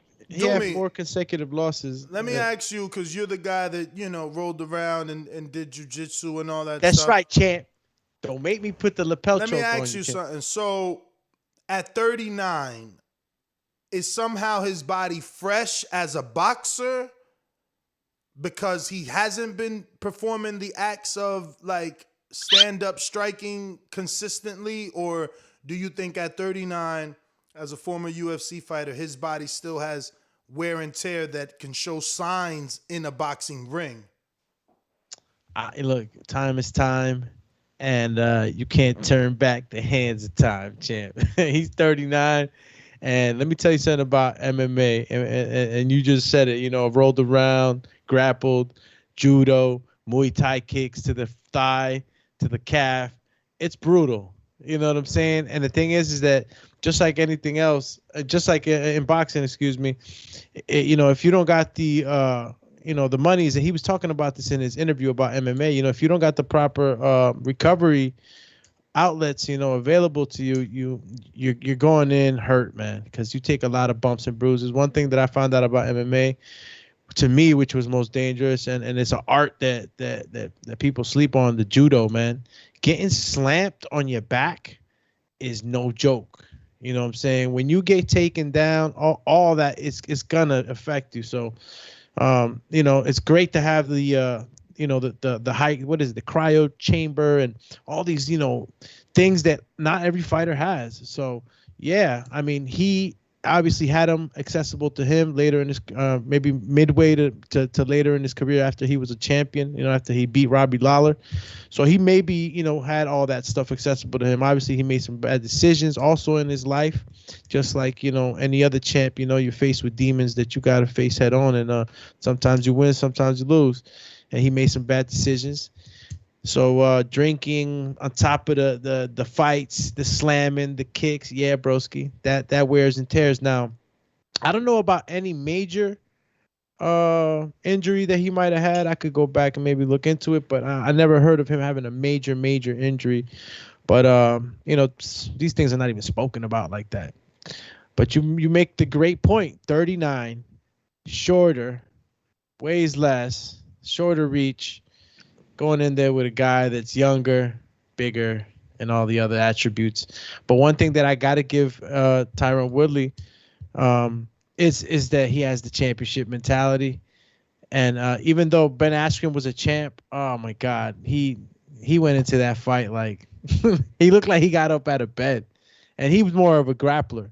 So Tyron Woodley, even though you know him as a wrestler, Ness, he is really, you know, known for his right hand, the way he would like cover ground. You're going to be surprised in how fast he can cover ground. You know, he's 39. I don't know how much has diminished, but expect that, you know, don't be surprised if you see this man darting in. And he had nice uppercuts. I'm trying to remember Woodley a little bit. Nice right hand, nice uppercut. So it's certain things that Woodley could do really, really well, especially in the prime of his career.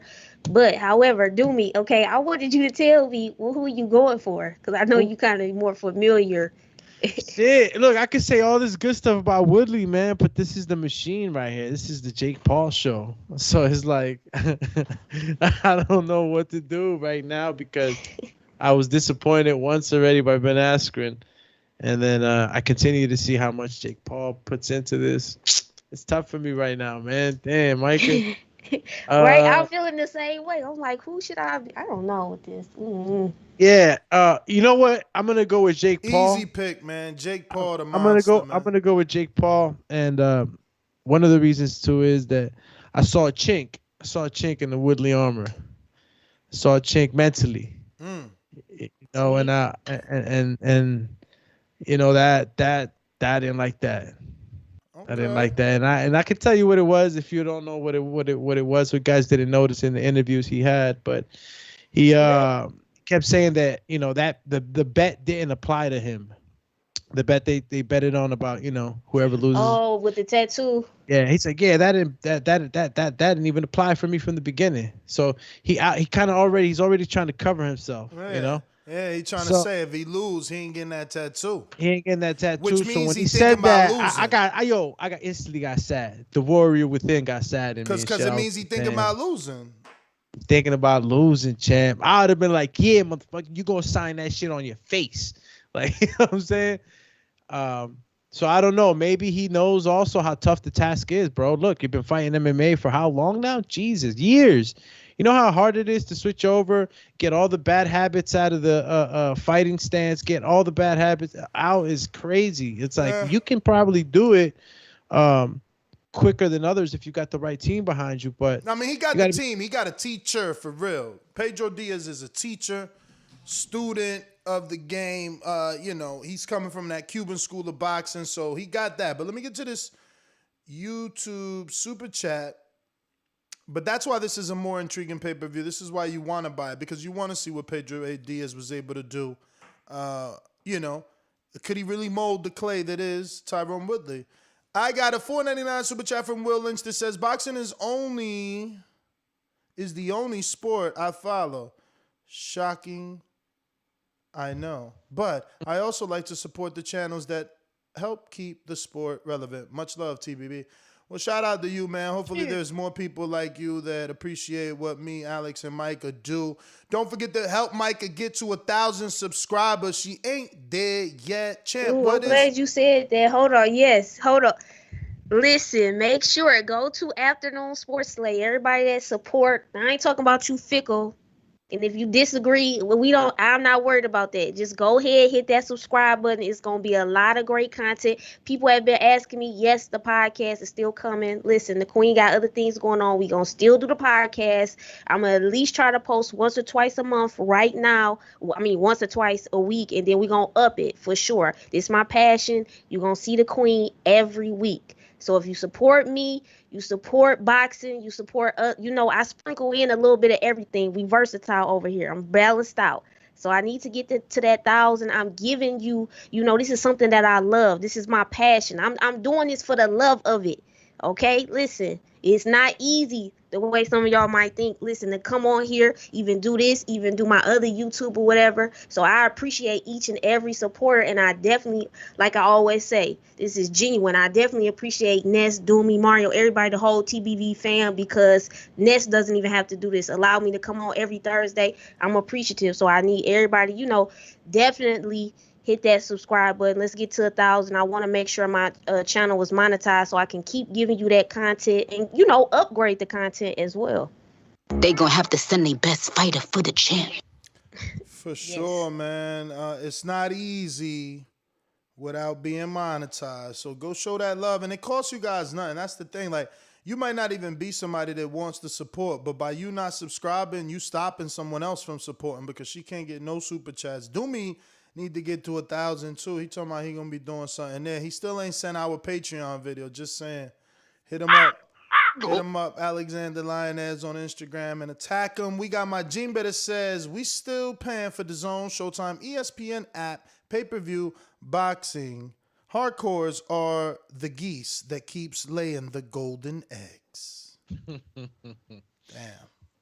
Who said that? Oh, and I said something earlier too. Listen, I know I said I would pay $100 for Caleb Plant versus Canelo, but listen, I don't want to pay $100. But I'm just excited to see that fight because I feel like we're gonna find out some things. We're gonna learn some things after that fight. Okay, and I'm gonna put you to sleep. I'm with you. Count Drago is next. He says, Paul KO 3, Tyron 2 old, stiff, shot, and small.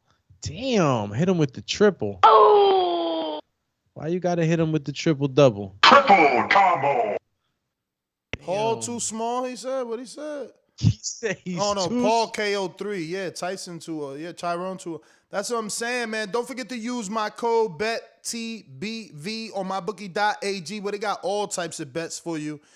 From whether or not the fight goes the distance to whether or not somebody's mouthpiece get knocked out. We got nice odds over there. Who bleeds first? Who bleeds first, man? Who bleeds first? You feel me? Good old bets. So head on over to mybookie.ag and use the code BETTBV if you're going to make a bet.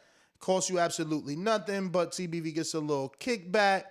And it's a free way for you to show your love for what it is that we doing on a day-to-day. Let's go, champ. You feel me? Moving on, though. I guess my bet came back.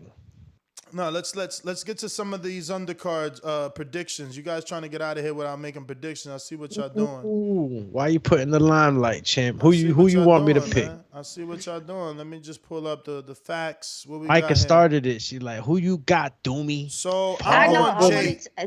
Yeah, I wanted to know on that. I'm going Jake. I know Amanda Serrano is fighting Yamel Mercado. That's gonna be a good fight, believe it or not. People are sleeping right now.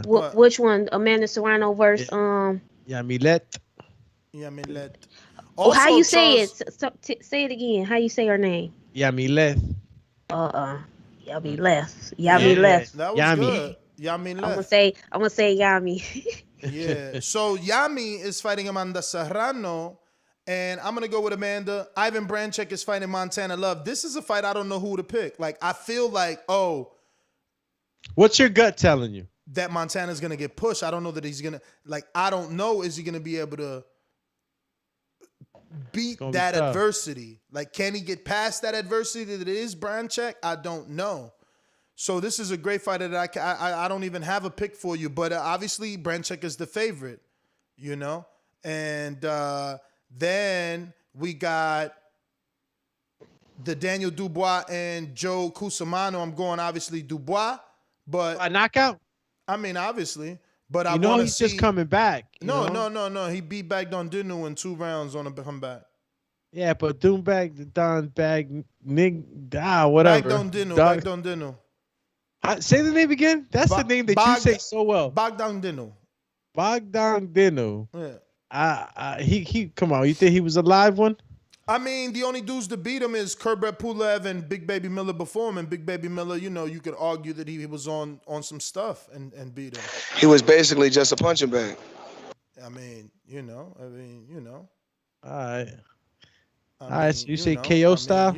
I mean, for Dubois, yeah, I want to hope he gets a KO. But for Cusimano, you know, I want to see, could he, you know, you in there with Wilder and training camp like this. If there was ever a time that the sun was going to shine on a dog's ass, it would be right now for Cusimano. Dubois is semi-hurt. No one's punched him in the face yet after Joe Joyce did that to his eye. You know, for Cusimano, this could be a Cinderella story. Wow. Hadouken! Just saying. All right, so I guess Micah, it's your turn. Is there somebody else on that card that we missing other than Tommy Fury? I got Tommy Fury. Yeah, yo, do you know that the guy that he's fighting, it's a ex-MMA fighter? Yeah, you're for real? 0-1. What is he? 0-9? Is this 0-9? Yeah. I'm thinking like, what's going on here? Like, they fight MMA guys all day. Tommy Fury, and after looking over Tommy Fury's like resume of guys he's fought, man, like it's gonna be interesting to see him fight tomorrow again. You know, this guy's an MMA fighter. Don't know too much about him. I don't know if Micah might know. Anthony's. Listen, I was laughing this morning because y'all was talking about Tommy Fury. I really have not watched any of his fights.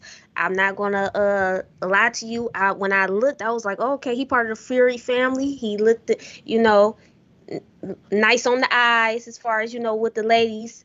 I didn't know he was like a part. Yeah, I really did not know. I'm like, oh, okay, this is a part of the family.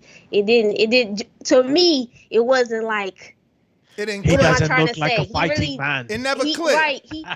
He kind of didn't look like he was a part of the family. He just looked a little different to me. Because he looked better. He looks better. He was looking like Superman. Yeah, he definitely looked a little bit better. What you like? The blue eyes? Is it the blue eyes or is it the muscles? To me, it's the whole thing. Oh, the whole like package. I said, I never paid really close attention or whatever. I'm not trying to say like I like him like that. Let's not get it twisted. But I'm just saying he didn't look like him. But anyway, yeah. So I'm gonna go with him. I'm kind of gonna side with you guys on some of these picks. Now, of course, I know Amanda Serrano. I'm definitely going with her. I actually might still do a prediction video on that one, especially just to support the women.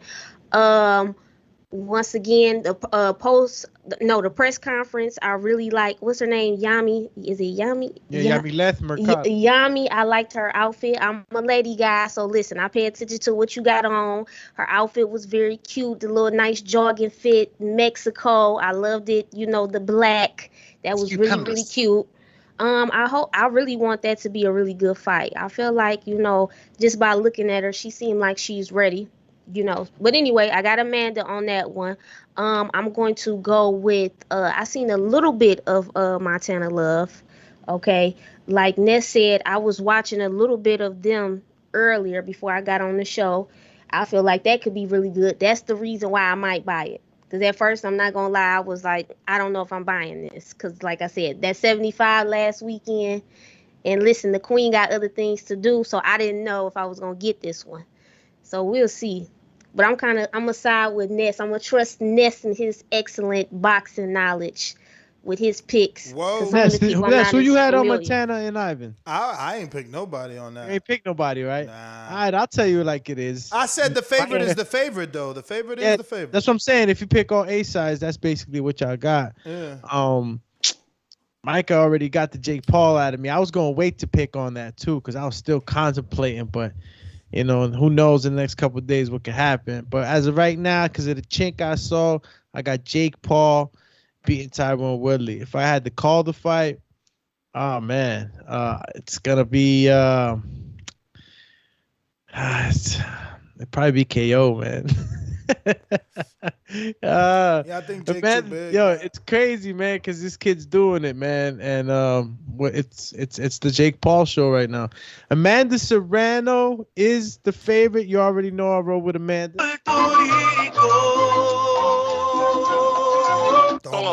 You know what I'm saying? But I think that Yamileth is going to give Amanda Serrano a great fight. So, you know, look for the women's boxing to definitely be representing big time.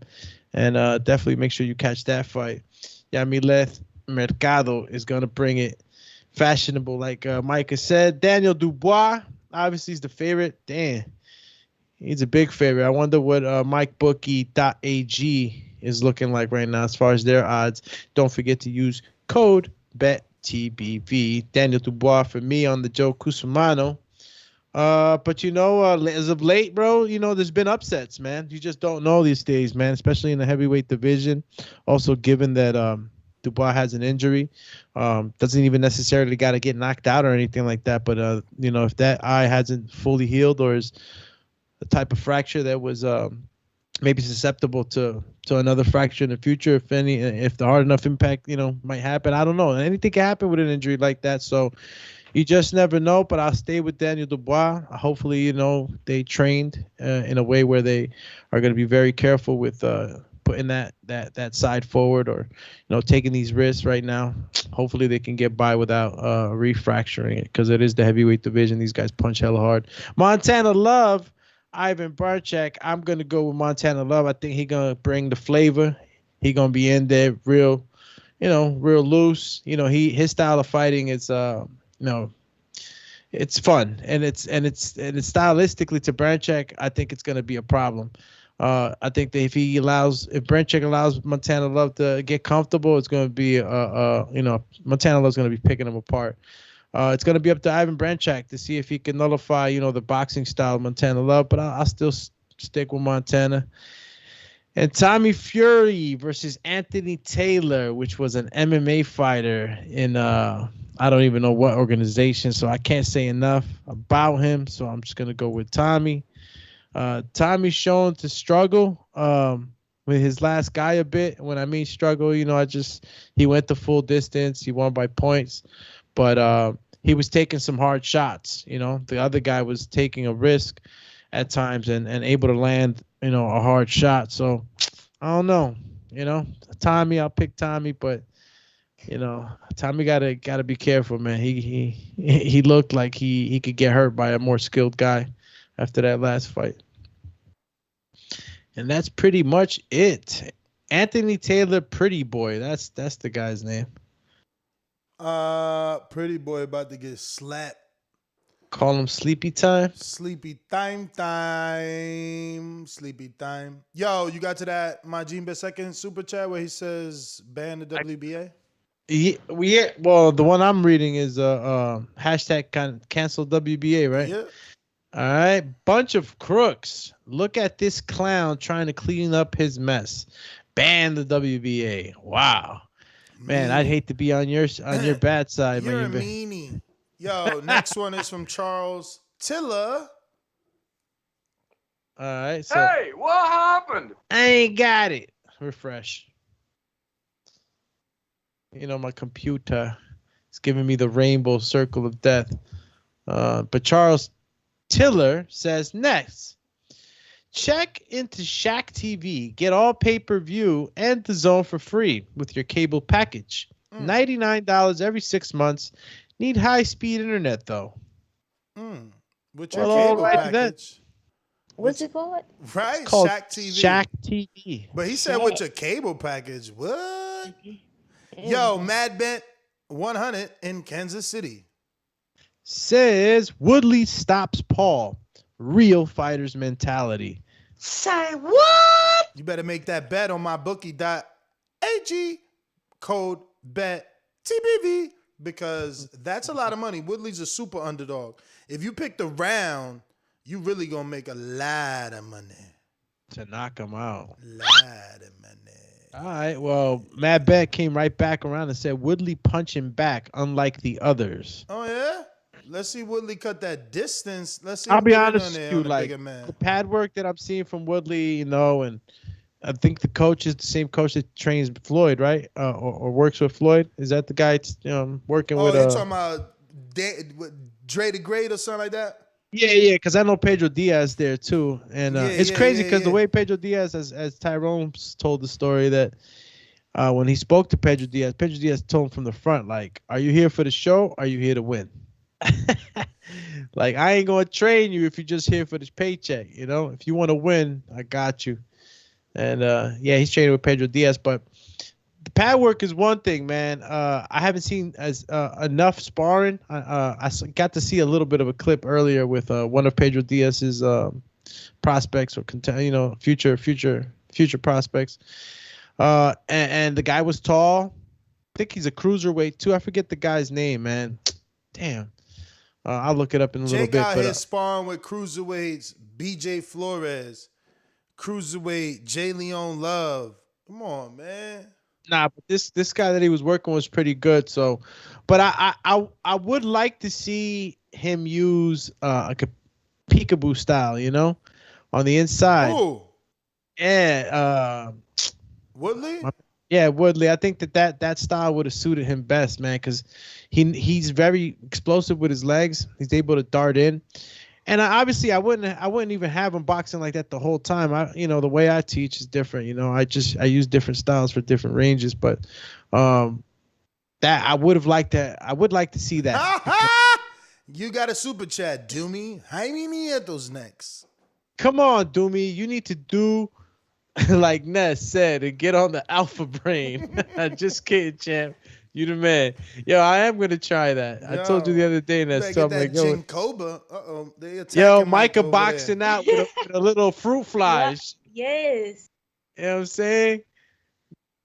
She ate an apple and the fruit fly came for you. Matt Bent with another one. Time to ring the alarm. We got a third super chat from Matt Bent.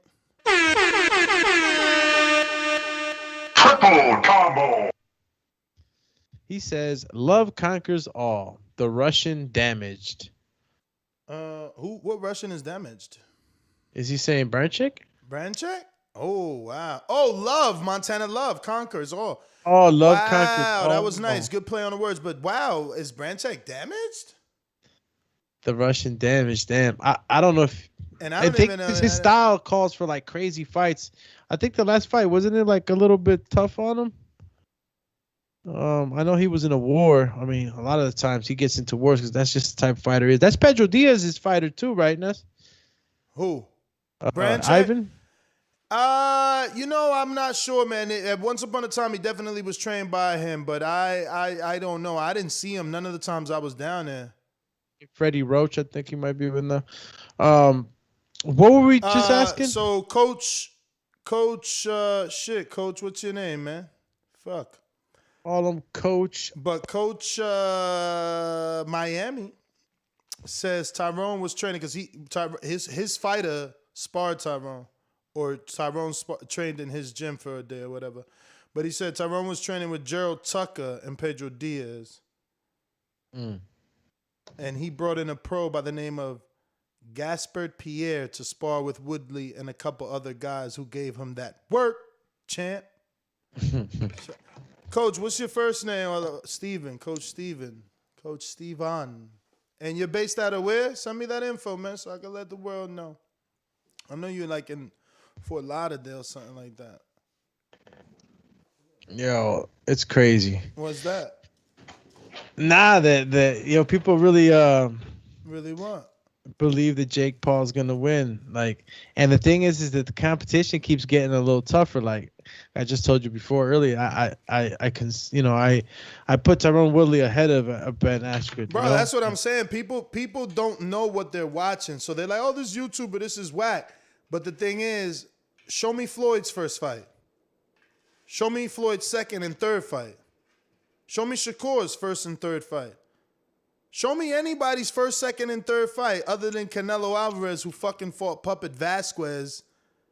Who the fuck is fighting names in a first, second, and third fight? Like, people just refuse to give anyone credit. They have to tear you down. This isn't the world to build you up. But the truth is, no one is doing what he's doing. No one is doing what he's doing. No one is fighting a name. Oh, yeah, Vasyl Lomachenko did it. I'm sorry. His second fight was a name, not his first fight. And neither was Jake's, to be honest. Who the fuck is Epson Gibb? But that second fight, that was somebody. He could have looked like he ain't, like you say, he rolled out of bed. He still was a name. Show me somebody not named Vasyl Lomachenko fighting a name in his second fight, and then fighting a bigger name in his third fight. Like, just show me.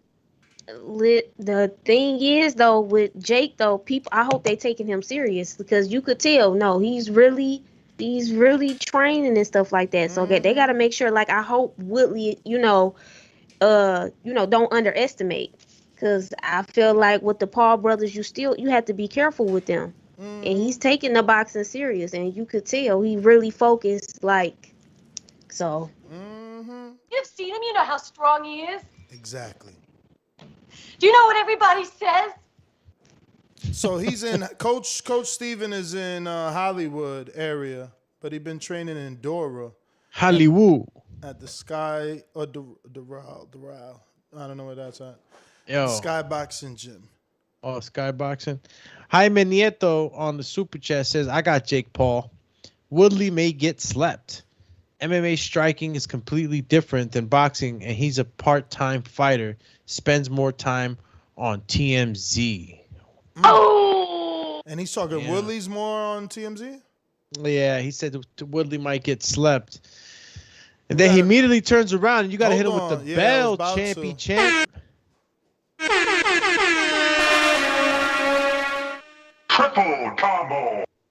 Says, great interview with Gilberto. TBV always fire emoji. Keep it up, guys. Look forward to the show every day. Don't forget to check us out on Saturday. Saturday, we're actually going to be live in Myrtle Beach, and we're going to be calling the Don King Promotions and the Christy Martin Promotions show, featuring Alonzo Big Zoe Butler, the heavyweight division, and Aida Stormborn Biggs. She is the sister of Justin Biggs. This is the Mayhem in Myrtle Beach. Numero dos is going down August 28th when there's no other boxing. You can watch this absolutely free on the BPE app. You could download the BPE app absolutely free. Watch it absolutely free on the App Store, Roku TV, Apple TV, anywhere, Android TV, all that greatness. Catch us calling these cards live and watch the evolution of TBV from podcasters to broadcasters or commentators. Or if you do me, just there playing soundboards. Hadouken! There you go. Get him. Yo, we actually need that with us. We don't be having that with us. I know, man. I'm gonna have to You got to bring your computer and plug it up. I'm gonna have to Plug plug it it in, up. champ. Oh yeah, Ignorant Boxing. Are you going for Mr. Woodley? Saying that we're underestimating Mr. Woodley? Will you be going for Woodley? But moving on from Tyron Woodley and Showtime Boxing on Sunday, August 29th, where we will be doing a live fight chat right here at 8 p.m., doing the whole freaking card, man. So join me on Sunday. It's going to be fun day. Second topic is Devin Haney, Jojo Diaz, November. Eddie Hearn is saying he's pushing hard for this. Obviously, I'm hearing, sources close to the camp are saying that, Eddie's going to make a big offer to,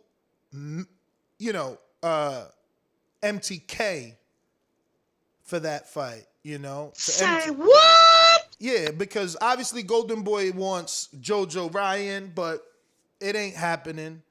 MTK is the manager, so if you can, submit a reasonable offer to MTK for a Haney title shot, it's probably going to be considered. And, they're thinking November. November was what Jojo asked for because Haney had a tentative October return. So hopefully this happens for Haney, He needs this fight. It would be a good fight. Jojo Diaz is a 2012 Olympian and former world champion. His biggest win, obviously, is the win over Tevin Farmer. His biggest loss, obviously, is his loss to Gary Russell, which is another fight I still want for Devin Haney. And for those reasons, exactly, you could just beat the man to beat the man. Beat the man to beat the man. Annie Marie, that's not true. I don't dislike MMA fighters. I just don't think they can beat boxers. Simple. They coming for you, champ. Simple like busting a pimple. Yo, so yeah, man, what do you guys think of Haney and Joseph Diaz? Micah K was like, that was not a good analogy. I don't like busting pimples. No, I'm just laughing because you're trying to be a rapper. Yo, But, I used to freestyle in my day. I'm telling you. Nah, I'm joking. I'm really not, though. So I like it, of course, definitely. I just want to see good fights. I would love to see Devin Haney and Jojo go at it. First of all, I love that last fight. Devin Haney really impressed me. Definitely impressed me. He showed me some other things. So I'm really, definitely, for me, it's a definite yes. I like the whole approach that Joseph has to this fight. He's actually wanting to make the fight. He was on here with us, expressing. Wow, breaking news. Sorry, bro. It's all good. Let me at least give you this Ennis? one real quick. Yo, Ennis is allegedly set to fight Thomas Delorme. Delorme, yeah. What? Yeah, champion. Damn, they serving Delorme uppity up. That's a tough fight. And let me tell you, it's also a good fight, though. Delorme, he got in there with Crawford.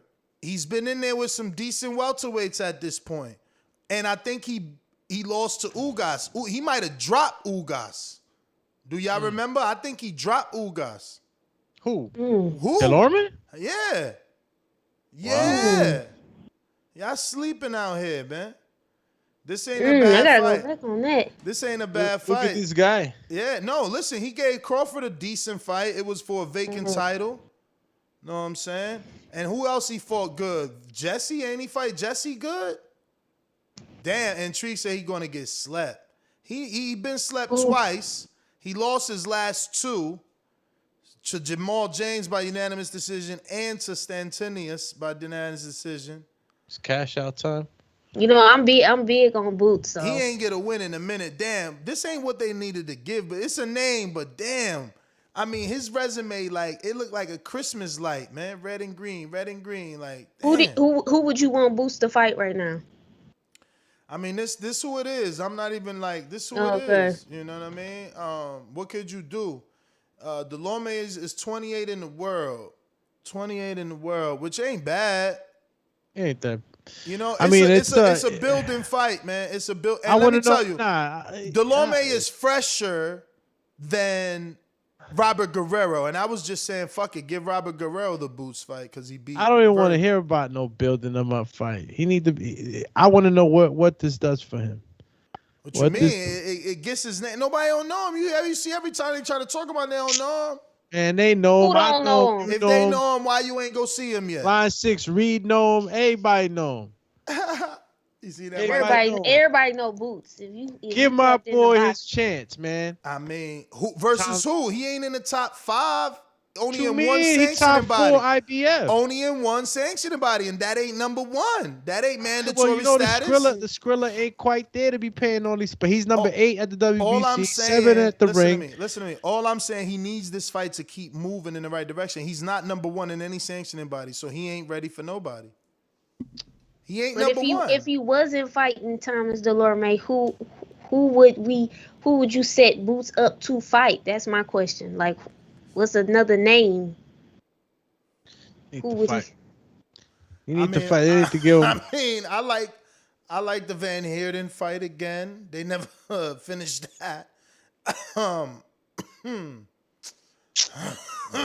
Give him Josecito Lopez, else you Quadratulo, Abdurakhorov, Broner, Jamal James, Velasquez, Thulani Mbenge, Conor Ben, what's a common opponent? Castillo Clayton. He beat Sergey Lipinets, beat up Clayton. They offered Clayton a fight in the past. You know? Yeah, he could fight Clayton. Man, he's top 5. Maurice Hooker, Omar Figueroa. I mean, throw him something. There's definitely something better than a dude coming off of 2 back-to-back losses and maybe like a draw and shit like that. Who's Michael McKinson?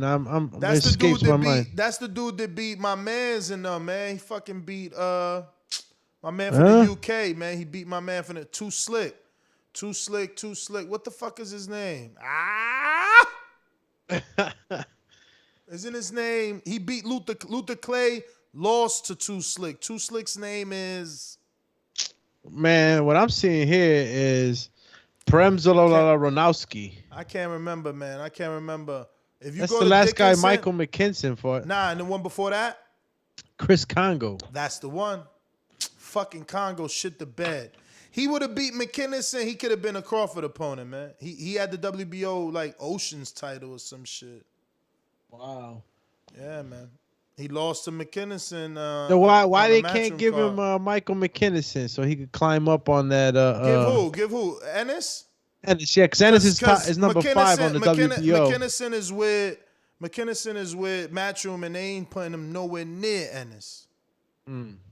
First of all, for Ennis it does nothing because America don't know McKinnon, and for McKinnon it does nothing because you gonna jump into that high risk fight and earn absolutely nothing. You ain't gonna get $1 million for it, and you ain't gonna get no strap for it. Yeah, it looks like anybody above Ennis is top guys, even in the ring, which I know it's not something that. Super chat from James Benitez that says, again, if PBC believed in Boots, they would have put him in with much better name. What a joke. He's not ready. Y'all need to chill on the Boots hype. Why we need to chill? What's his name? Why we need to chill, James? We don't need to chill. We gotta see. Oh, look at this guy. Yo, James. Get the fuck out of here, man. Nah, seriously though. They haven't given him the chance because people don't want to fight him. Right. The name comes on the desk, Jerron. I put these botas in your face, Ennis, and then it's like, nah, I can't. I'll pass on that. I'll chill on the hype when somebody does something. then I'll fall back. But until then, we don't know. We only going by, and I know even Ness has said this, even with the eye test or certain people, right? Just like with the Manny Pacquiao versus Ugas fight, most people had Manny, so that just lets you know, even with your eye test, sometimes you don't know because boxing is so unpredictable. Doomy, you made a good point. I think you said that today or yesterday when I was listening in, but going based on when I do my analysis, that's just my perspective of what I'm seeing in the ring. So as far as of right now, Ennis is the goods. Now when we see, of course, he still has to fight more elite competition, so we'll know, is he really, really that one? But as of right now, no, he's doing a good job. He's fighting the person that they put in front of him, and then we'll go from there. Now it might change. It might change once we see him with better competition. But as of right now, Boots is good. Casual Bass Guy Ness was in there too. He says, meanwhile, Virgil fighting Kavalaskis. Hooker shaking my head. I guess they don't want. They want Virgil, better. Virgil fought Hooker too, though, didn't he? Yeah, he fought Hooker too. Or he was scheduled to fight Hooker. I'm pretty sure he fought Hooker. Nah, he fought Hooker. Remember, Hooker gave him a good fight until That's what I'm saying. Like, why does it matter? Pacquiao fought all Mayweather's like leftovers. Like, this is boxing. This ain't no like leftover. Like, nah, the guy can still be a threat. Like, come on, And it's good. Is still dangerous. It's good to have comparable names. You know what I mean? Comparisons. You've been in with him. I've been within him. Like, it works that way. You move the pieces in the board according to that type of stuff, type of info. Where we at? Well, now we good with the supers. We on to the next subject. I mean, yeah. Well, we said Devin Haney and Joseph. I like JoJo's approach, right? Yeah, so, we got two more things to talk about. Obviously, Errol Spence. There was an article. I don't know. Did you guys catch it on ESPN? I didn't. But I was intrigued by the little quote that they put out, or you put out. So maybe you want to pull it up. It's in the pre-pro, so you can read the significant quotes that Earl gave, discussing, the fact that he's grateful that he caught the eye injury in time before it threatened his career. And obviously, shout out to Michael Coppinger, who published this story today at 2 p.m. Eastern. Coppinger, on ESPN. On ESPN. You need the link? What the heck? No, I got the story. Are you sure? Are you sure? I'm sure. I mean, it's not so long, the story, but let me see if you want me to pull up just the quotes? Yeah, it says, I'm grateful that I caught it. It's a career-ending injury for a lot of other boxers, Spence told ESPN in his first public comments since the surgery. A lot of them don't get checked up. Even if this would have happened earlier in training camp, I would have still tried to spar and things like that, and it probably would have damaged it permanently. I'm just grateful it happened when it happened and caught it sooner than later, and I have another chance at what I love doing. So now Spence, prepares for yet another return from catastrophe, man. And he also quoted on one of them, I did have a little curtain, not in my eyesight, but in my peripheral, like a shadow, Spence, ESPN's number 147-pounder, said of his eye before the air bubble was wrapped around it. I was seeing that after sparring and things like that. Me just being a boxer, being young, I didn't want to say anything about that. But then the doctor asked me if something was wrong with my vision on the left side because my left eye looked like a shadow. Wow. Another quote, he says, if it gets to the center of your eye, it will get a lot worse, Spence said he was told by the doctor. If you would have got hit or anything, it would have got way worse than what it is. Man, thank God for that, man. You just never know. Sometimes as a fighter, man, you try to fight through shit, and, you're just a fighter at heart. So, yeah, it's crazy that he did catch it like that because sometimes you try to fight through shit gets worse.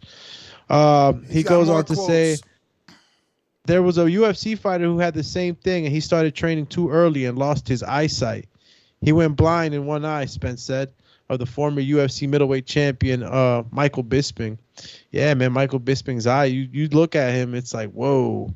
And I didn't even know. I don't know if that's what I'm reading, but if he's blind from that eye, it's crazy because I just thought it looked funny. My doctors tell me take it easy or just chill. That's what I'm going to do. Not going to push it or think I'm Superman or something go wrong. I'm going to listen to the doctor, and hopefully I make a full recovery. And as far as what he can do, he's restricted from doing anything remotely strenuous, like strength and conditioning, no running, and definitely no sparring. He quotes, I can't do nothing. I can't do nothing but walk, Spence says. I got to sleep on my left side. I got to put my eye drops in.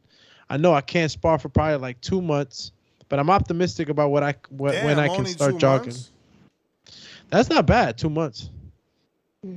But I'm optimistic about when I can start jogging. Hopefully that will be next 3 weeks or so. And goes on another quote, says, it's freaking Manny Pacquiao, future Hall of Famer, future legend, undoubtedly top 10 of all time, Spence said. One of the greatest fighters of all time, and I drop out of a fight with him 2 weeks before the fight. That don't make sense. Not to mention all the money we would have made off pay-per-view. I called him out 2 years ago in the ring. Not like he handpicked me. I've been asking to fight him. The opportunity to tack the legend onto his resume has likely passed Spence by, but he still has a chance to resume his career and come back from yet another career-threatening incident. So that's the 101 right now as far as Mr. Errol Spence Jr. And I'm glad that he did catch it in time. You know, Michael Bisping is a great example. I don't know, Mike, if you ever seen Michael Bisping, but his eye looks like, you know, it's dark. It's like, yeah, it's way different than his other eye. And I didn't even know he couldn't see from that eye. That's crazy. So, I mean, basically, the biggest quote is his gratefulness for catching it ahead of time. Do you believe that will, you know, in terms bring him back to the ring any sooner? Like, when are you guys expecting to see Earl back in the ring? Well, he says 2 months sparring. So, I mean, I don't know how quick I just don't know how. I mean, look, the advice that he has to receive from his doctors obviously is not, we're not privy to that. So we don't know what the doctors are saying exactly, but I'm pretty sure he's going to make the right decision. And if it's 2 months that he can spar, we're already at the end, what is it, the fourth quarter already? Yeah, we're at the fourth quarter, September, October. Yeah, just about. So will we see him fight before the end of the year? 2 months now. We probably might not see him fight. You know, we probably won't see him fight probably till maybe March. Who knows? You know? Right. I'm expect next year. I would say sometime next year. I'm just thankful that he's okay, and hopefully, you know, he come back with a full, healthy, you know, recovery, and we get a chance to see him again. That's the main thing. Yeah, man. Yeah, man. Let's that's what I'm interested in finding out what's gonna happen, because he holds 2 belts, and I know how these sanctioning bodies work. You know, they took Keith's belt. They took Keith's belt for a lesser injury, right? So I'm waiting for the WBC to try to come in, because they took Keith's belt. WBA didn't, but you know, WBC did. Yeah, and that sounds crazy to me too, KDDR. Like, the fact that he's already talking about sparring in 2 months, I don't know. That sounds a bit ambitious. Sounds a little bit like, listen, this beyond me. No, you're right. But I mean, other than that, Manny Pacquiao and Ugas. Obviously, Ugas is saying he'll give Manny a rematch. What? Yeah, because Manny's not out here giving him the love and respect. Instead, he's saying, you know, oh, my legs cramped up. I could beat Ugas, you know. Basically, oh, I had 2 weeks notice. You know how it is. Yeah, I mean, look, you could say that Manny's got valid points and whatever, you know. He's just such a legend that he just took on it. He could have easily said no, man. This is the kind of guy that Manny Pacquiao is, and if he's asking for a rematch, shit, why not give it to him? You know, he'll be better prepared for that specific fighter. I mean, if there's anything that maybe the boxing fam out there probably sees that can sway them into thinking that maybe the next time it'll be the same thing. I think that it could be different. You know, preparation is key, man, and you're preparing for a certain type of guy. then they throw you in another guy. It's you know, not anybody could just do that, you know, and be okay to take on. And then you're fighting at the highest levels, man. That's why this Canelo Alvarez, you know, back and forth negotiation was such a crazy situation, because you're trying to get the most advantage. Everybody's trying to get the advantage. So, you know, when you come in there and you know, you think you're fighting one guy, and then you get another guy, it can shake up your game plan. I mean, Micah, what do you think? You think Ugas just does the same thing to Manny?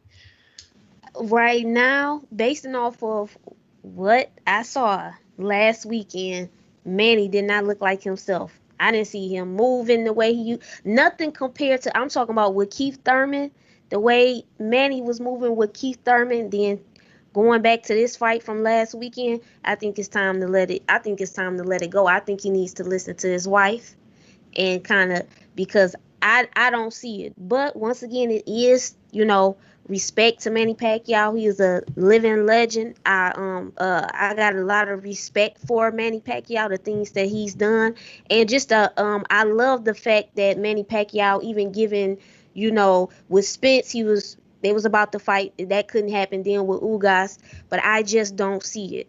I really don't see it. But if Ugas is okay with getting the rematch, then that way it'll solidify it, because once Ugas beat him again, then, you know, any other excuses that's coming, you know, out, I feel like, you know, just shut it down. But Manny didn't look like himself to me at all. I didn't see. I mean, he did get.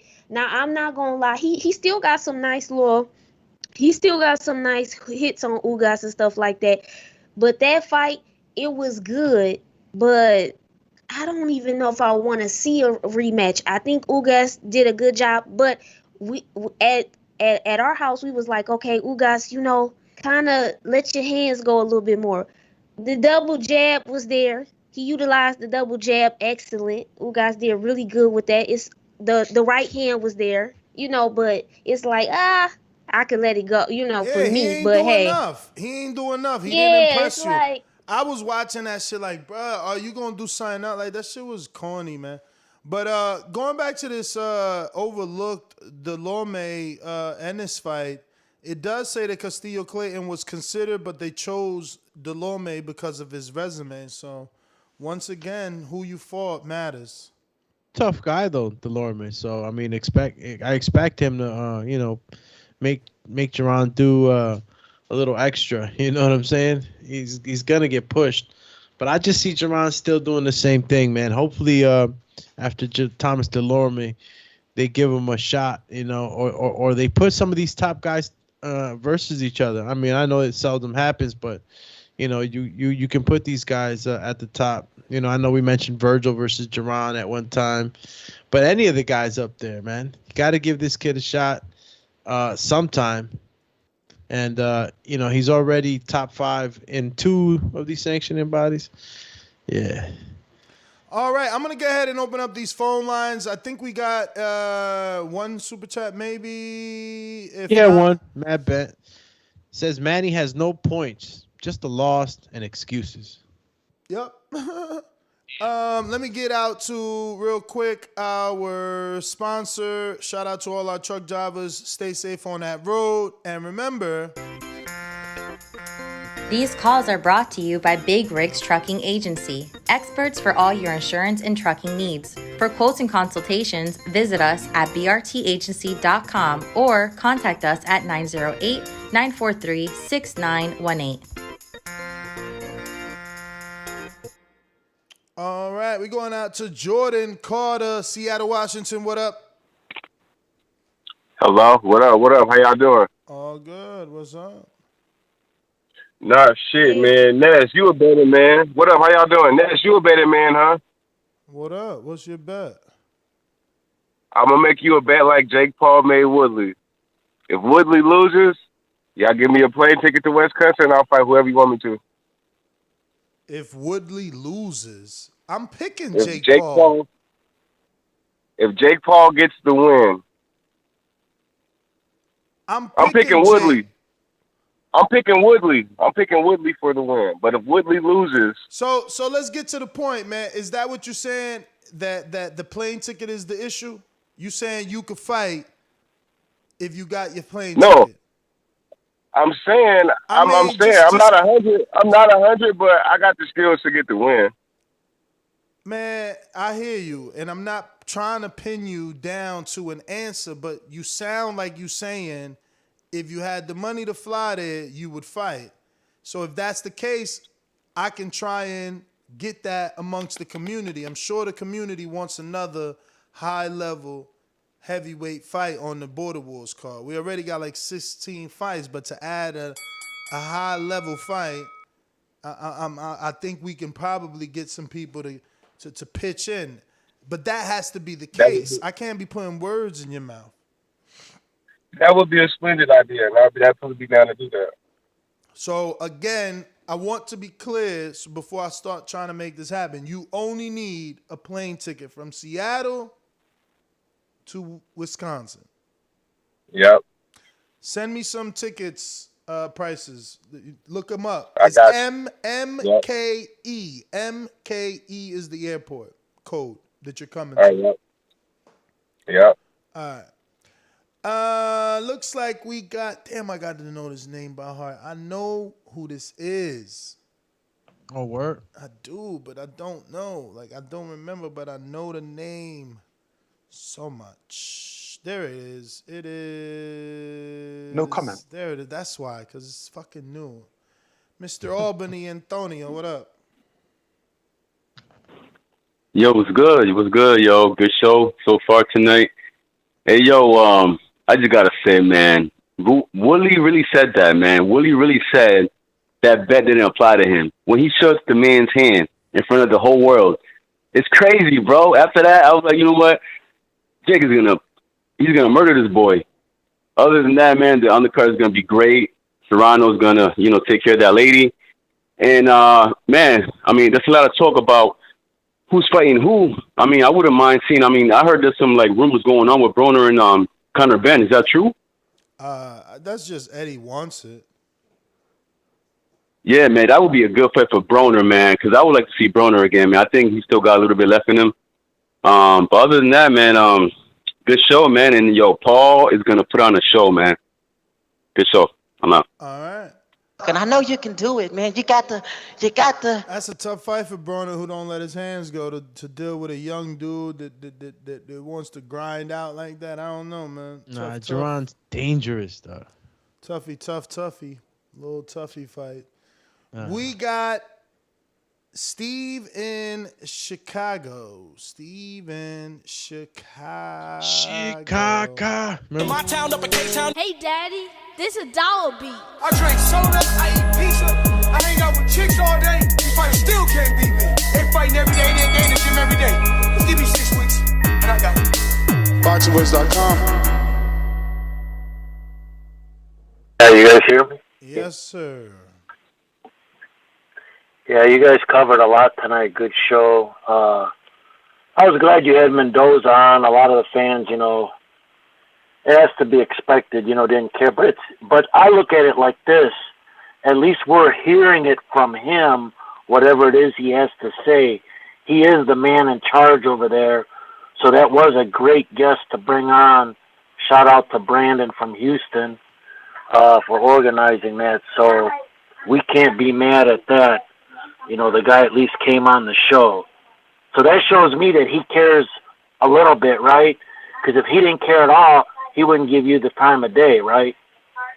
So as far as this Woodley, I'll be honest with you, I don't know much about Woodley. But my thing about this is I'm surprised at how many boxing fans are supporting Jake. Who has Jake fought? What has he done? Why are you so high on him? Just because he looks, let me ask Woodley you a question. Woodley, let me ask you a question. Outside of Lomachenko, who else has fought names in their first 3 fights? No, nobody. But still, he fought a YouTuber. He ain't even fought. He ain't even fought fighters. He fought the one guy that was like, nobody. He's fought like celebrities. It's like celebrity boxing. So who Devin Haney fought in his first 3 fights? Look, man, I don't know. We'll see. I'm gonna get it. I think they put together a good card. I know what you're trying to say. I just don't know. I don't know enough about Woodley. You know, I ain't putting money on him, but I'm kind of favoring him only because he's got experience. You know, this is something different. We'll find out a lot about Jake with this fight, I think, because even though Woodley's not a boxer, he's a fighter. I mean, he's a pro fighter. He even held a title in a major organization, you know. So I don't know. I don't know. I don't know what to think about it, but yeah. And then you put about Ortiz's next or Haney's next fight. They're shooting for Jojo. Yep, November. But it's not a done deal, right? It's just Eddie talking. I mean, according to my sources, Eddie making a big offer. Yeah, but like you said, Eddie talks a lot, like you said. You know, we'll see. And yeah, Spence, I'm not gonna touch that. And then I don't want to see a rematch with Ugas and Pacquiao. I don't even see why Pacquiao wants a rematch with him. Pacquiao should just go do some type of celebrity fight and be done with it, you know. He shouldn't get back in the ring with a young fighter like Ugas. I don't see him having success no matter what he does. All right. I guess we're gonna have to talk about this again. Micah and Dumay. And Dumay.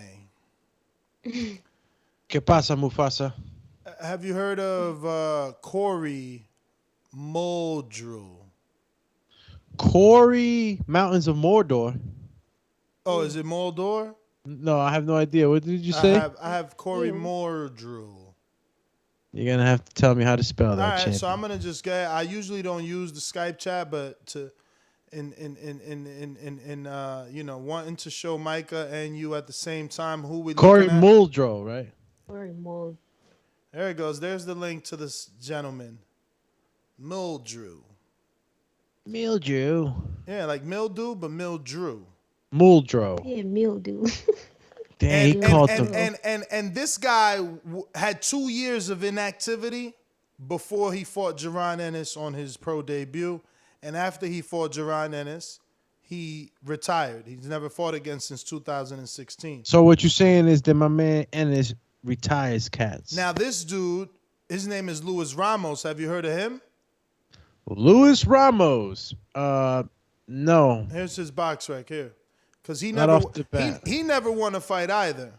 You understand? Okay. Hold on, when you do that, can I hit the link? Of course you Yeah. can. I ain't know it's Skype. Okay. You know what I'm saying? Luis Ramos has won 0 times. So again, for guys like Steve, right? You're saying, oh, why are we high on Jake? Well, Jake is fighting on a higher level than 99.9% of all active boxers. I like the argument, but the counter argument to that is that he fights them with a lot of advantages on his side. What is the advantage? Oh, so you telling me Gervonta Ennis didn't have a fucking advantage over Luis Ramos and Corey Muldrew? It was the same playing field on weight class. Really? The dude Was it? Corey is 144. Okay. He wasn't 147. I mean, he agreed to that. It's not like he cut weight. So how is this a even playing field? You just he started his career at 134. He fought Danny's fighter, Thomas Velasquez, at 134. Like, stop it. Okay? The truth of the matter so who did Jake is Paul? Who did Jake Paul fight? Okay, we know a very known YouTuber, which is still better than Corey fucking Muldrew, who never won. I don't know, man. I don't know. Hold on. Okay. So wait a minute. Let's put this into perspective. Gervonta debuts versus Corey Muldrew at the Dixie Convention Center in St. George. Jake Paul debuts in the UK in a sold-out arena of over 20,000 fans. Don't glamorize the opponent. But Plus- Jake Paul plus- fought a YouTuber plus- first, Ness. Plus, Micah K does 1.5 million pay-per-view buys on YouTube. Pay-per-view. That video alone has been seen over 60 million times. Right, but are you comparing numbers or are you comparing who the person fought? I'm Because we comparing- talking with I'm Ennis comparing for actual Corey. boxers. I'm comparing Corey to Anderson Gibbs or whatever his name is, Gibson, the YouTuber. That's who I'm comparing. That's the comparison. This dude that isn't a fighter, he's never won a fight. He debuted with Danny's first fighter, Danny Garcia's first. He's never, and this is what I'm saying, Doomy, as a dude that's been doing now, you've done so many of these level shows that are not on TV, that the promoter and the manager are going like this. Here's $3K to get my fighter on there, and we get him a win. Again, Devin Haney just had 3 fighters. Are you telling me that those fighters that was in there fighting any of those debuters? You telling me Jesus Christ with the fucking Apollo shorts? Apollo Creed. Is he in any way better than that YouTuber? Oh, that's what you're saying. No, he's not. No, he's not. No, he's not. That dude is like Micah. This guy who's Wait, Ness. Don't hold on. I'm not done answering. Hold on now. Don't lie, bro. Don't lie. Anderson Gibbs has youth. And again, a millionaire. Apollo Creed with a chip, that YouTuber. And then we talking about he's a millionaire. You know, the sparring that Gibson got can't even compare to that fucking club show level dude that we talking about. You guys are just lying. You guys are just lying. You guys are just lying. And now Woodley is the most accomplished fighter of any prospect, because that's all Jake is. You guys are upset, and this is what America is. This is what the world is. Most people don't grow because they're so envious of the success of someone else. So because this man has 3 fights and he's selling pay-per-view and his club level shows are being glorified, people are mad. But the truth is, he's a 3-0 fighter bringing more attention than any other 3-0. Shakur Stevenson got robbed in the Olympics and don't get more views than Jake Paul on his 3rd fight, let alone his 4th fight with Tyron Woodley. But you guys, it's still it's a difference though, Ness. Of course he gonna get more views. He's one of the most well-known YouTubers. So I don't know. I see what you're kind of saying. So ain't that good that he's bringing a completely different demographic to the sport? Nah, he's just that good at it. Exactly. He's good at. What did I tell you at the beginning of the show? I said one thing about Jake, even when he was talking, what he's good at is marketing, selling himself so we can be glued, so certain people can be glued. Obviously, he's excellent at business anyway. He got how many YouTube? I mean, over 20 million, 19. I mean, it's a crazy number. So that part, but I'm trying to follow you, but no, I'm still a little not getting the full understanding, because I know what you're saying. His 3 fights and that. Exactly. All I'm and that to me is enough. Corey Muldrow will beat Gibson every day, twice on Sunday. Man, you lying, and it's sad. And it's sad because not everyone can be a fighter. And the truth is, anyone can be a fighter. And anyone with money can get a winning record. And we know that firsthand. And I also know that these opponents are better than 99% of the people that are fighting at club shows, where most people get their 1st, 2nd, 3rd, 4th, 5th, and 6th fights. At club now, when level you shows. talk to me now, hold on, I'm not done, because Micah don't want to follow me. I'm gonna make her follow me. You think Snap I ain't Dog? say I didn't want to follow. I said you think I'm Snap listening, Dog? but you gotta remember it's levels to it. That's a YouTuber. He was popular prior to this situation. And that's fine. Do you think Snap Dog gonna fight anybody on the level of Jake Paul's resume? I don't know. Snap Dog look all right on the bag.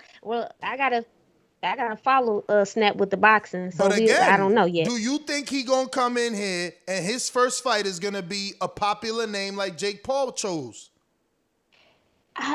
He might, cause it's Snap Dog. What did you just say when we seen looked at his IG? He got over 5. Of course, not as popular. I doubt it, cause he ain't even announced an opponent yet. But it still might be somebody that we might know. But getting back to the point, you 30 days out. You don't even got an opponent yet. You ain't announcing shit.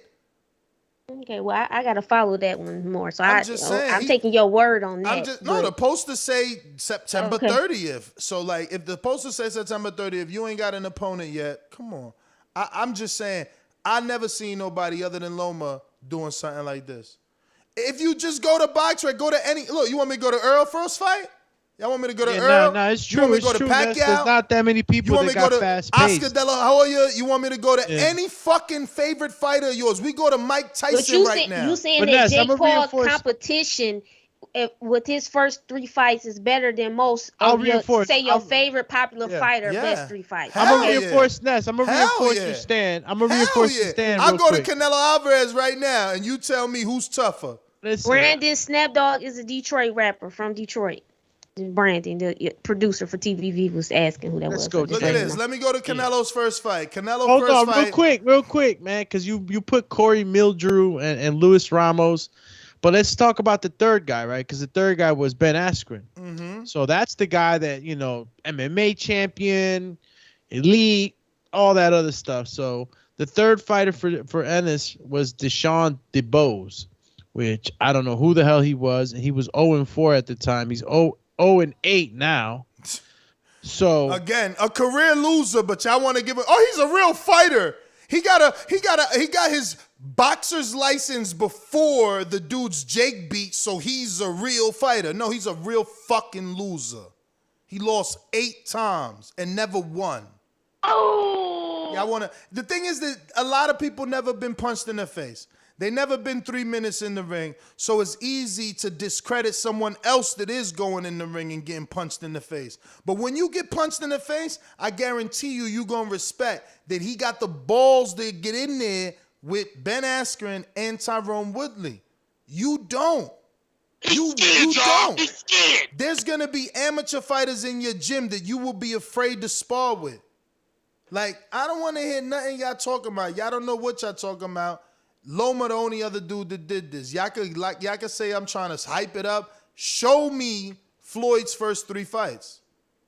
I see what you, especially like with the being, I can see to a certain extent, but we don't know. I'm saying I don't know for sure. I don't want to say we. I'm saying I don't know. We don't know. I'm going to go to my other favorite fighter. I don't know who, the level of competition, and those are boxers. So but the level is right there, Micah. The level's right there. Because look, Keith Thurman fought some dude named Kinsey Rodney, right? I click on that now. And that dude never fought again. So what is the level? Like, what does it matter that Jake fought a YouTuber and Keith fought some dude who got his license from Panama City, Florida, and never fought again? So he just came here to lose to Keith and never fought again, but that makes him better? That don't make him better. That don't make him better. That makes him nothing but a fucking career loser. And it makes Jake's Paul resume better. Now, here goes another one. Keith's second fight. Taremi Boone? Who the fuck is this? And look, he never fought again. So they paid for Keith to get these 2 wins. These dudes never fought after Keith. His manager paid for these wins, but y'all don't want to believe that because y'all think y'all know boxing. Cool. Who's Keith's third fight? Let's see. Keith's third fight. Brandon. Bro, you're not going to find them. Brandon Bunchinkin or whatever the fuck this dude's name is. And after Keith, what'd he do? Keep losing. Oh, actually, he won, right? Let me see. Keith Thurman here beat him. Look, dude at least won 3 more times after that. But right now, he's a retired career loser. He got 8 wins and 9 losses. 3 of those by knockouts plus 1 draw. But somehow, that's better than Ben Askisser. So, all right, who's Keith's fourth fight now? Keith fourth fight, because he's stepping up the level of competition, right? Look, Carlos Pena, this dude was expensive with almost 20 wins, 20 fights. Look at this dude. How many times they beat him in the face? All right, but let's see Still, let's see where Keith still at. different. It's still, in my opinion, it's still different. I see exactly what you're saying now, because I could see, especially like how you saying as far as who Jake fought for his first 3, but I always look at things differently because there's levels to it, because he was a YouTube star prior to this. So I'm saying he could even get certain names. You can get, when you are already a star and you have money and power. Therefore, once you got the money and the power, that means you can get certain names that a person, like if Keith Thurman, if he's young and up and coming, he gonna have. So you can't compare that. When I'm Keith in the beginning of my stages, I cannot get what Jake Paul can get. That's my point. You can't do. That's my point. No one can do it. Compare it though, because you're talking about a boxer who started from the beginning, got it out the mud, started from that. Not saying that Jake didn't get it out, but he did it in a different way. He took a different career path. He's a YouTuber. So I just look at it in a different perspective when it comes to that. You know what's the difference? The only difference is Keith's handlers didn't believe in him. Keith's handlers didn't put him in the big name fights at 1-0 or 0-0 or 2-0 or 3-0. They didn't believe in him financially because Jake Paul believed in himself. They bet on themselves. They are here because they bet on themselves, not only to win, but on their fan base. And you're right, Keith couldn't pick what Jake Paul got to pick. And guess what Jake Paul did? Pick a better level of opponent than Keith. He didn't say, well, fuck it, Keith Thurman got a bum, I could get a bum. That ain't what he said. And by the way, we're going to screen share Keith Thurman's 4th fight. He beat him by TKO. Then the dude went on to get a draw and never won again in his life. Look at all those red dots. Those are losses.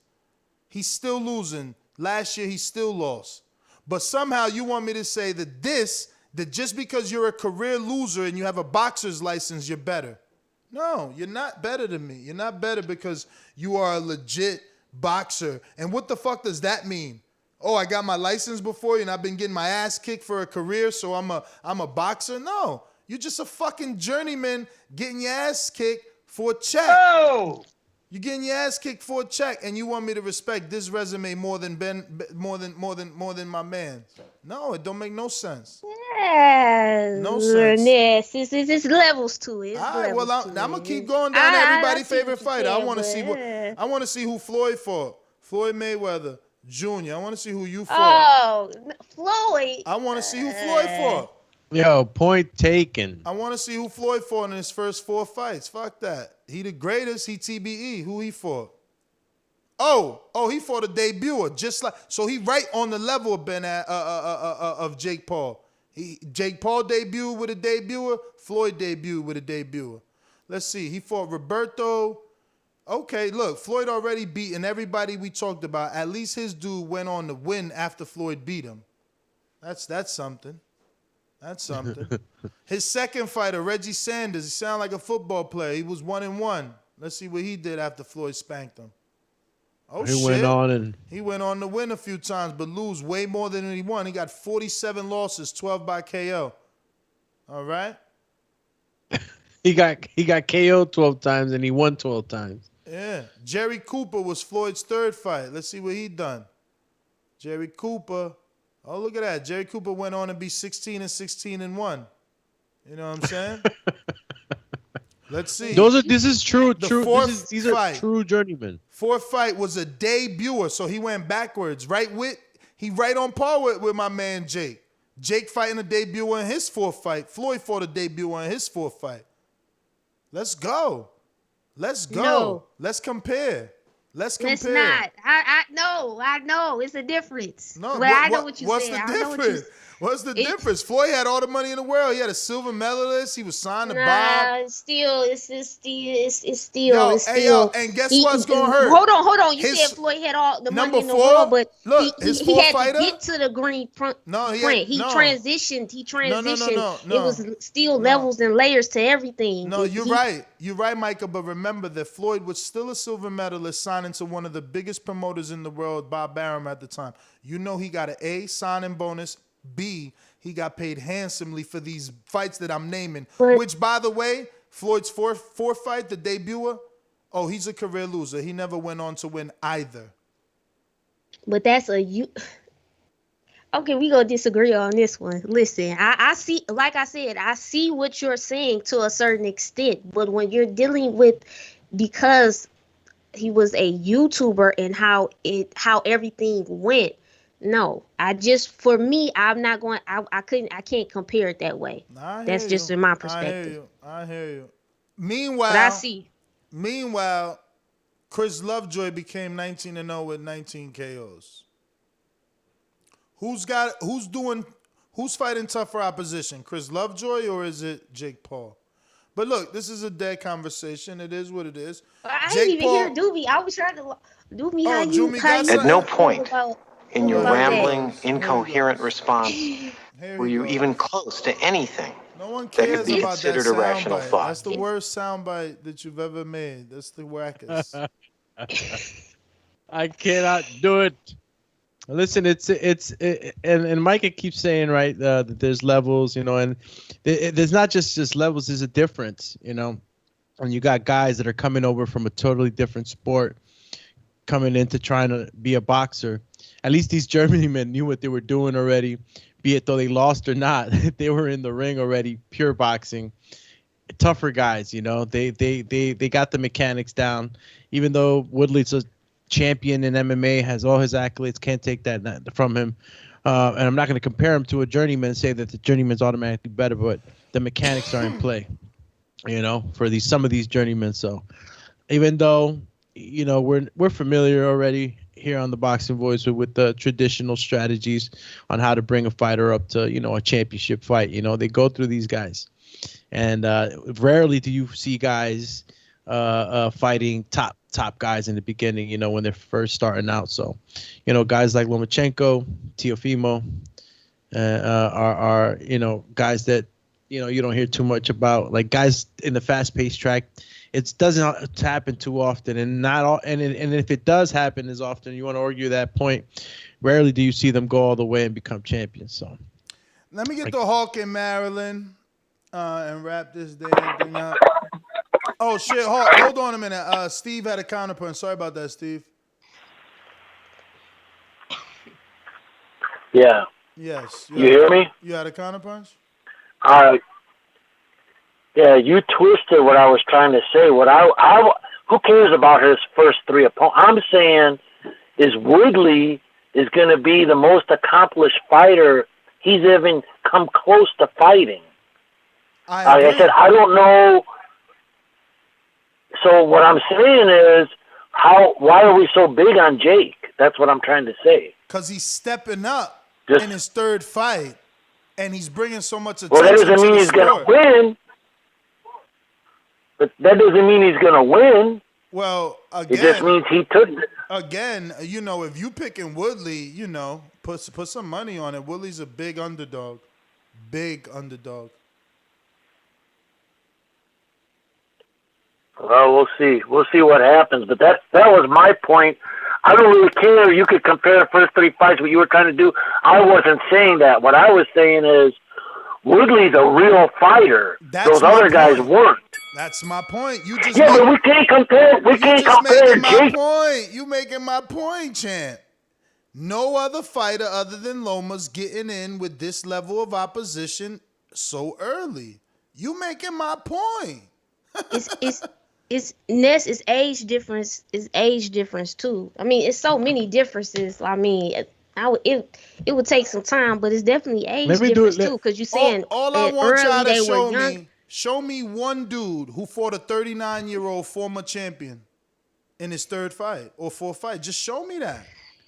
Just show MMA me, champion, and I'll shut it'd up. be hard to show I'm you that laughing because it the didn't chat said exist. the chat said you need other people on here to go in on you right now, Ness. I'm Yeah, sorry. they saying I need Maestro, but what is Maestro gonna You do? need With, my lady Chan they and Maestro. yeah, but they want Maestro to yell. I'm giving you facts. Like I'm going to your favorite fighter's resume. Look, alternative facts are not facts. And that's that. They're falsehoods. All right. Well, again, show me someone else fighting on his fourth fight this level of opposition.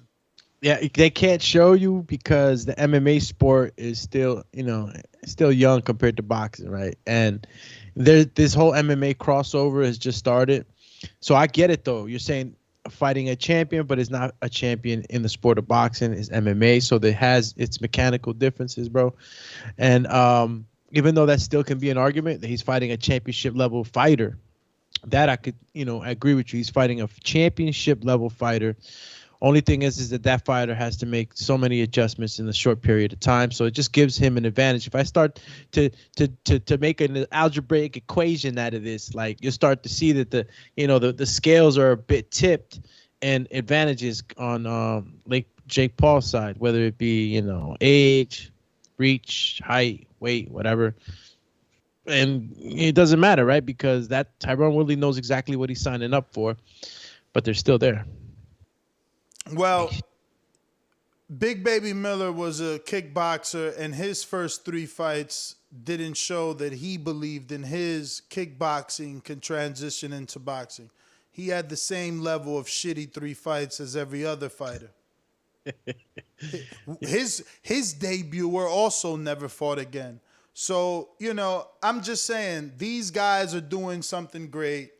People are hating.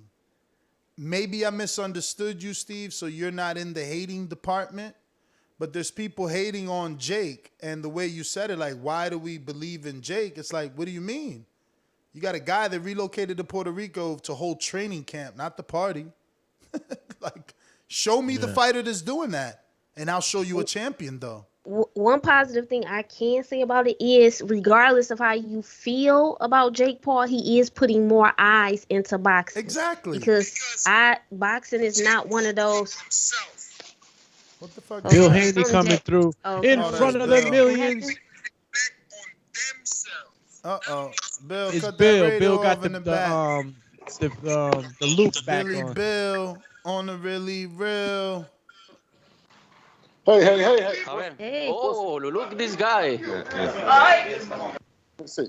Should I do it like this, Ness? Up or down or this? Sideways better. Sideways. Yeah, just like that. Yeah. What's hey, man, shout out to everybody, man, on the panel and the beautiful lady. Shout out to you as well. Guys are doing a great job. You gotta stay back so you don't get chopped up. There you go. Man, let's go, champ. Man, you've been cooking today, man. We love what we do. Great show as usual, Ness. Kitchen is busy. Love what we do, man. Yo, so tell us, man, what could you tell us about Eddie Hearn talking about Jojo Diaz in November? Now that you're here, might as well hear it from you.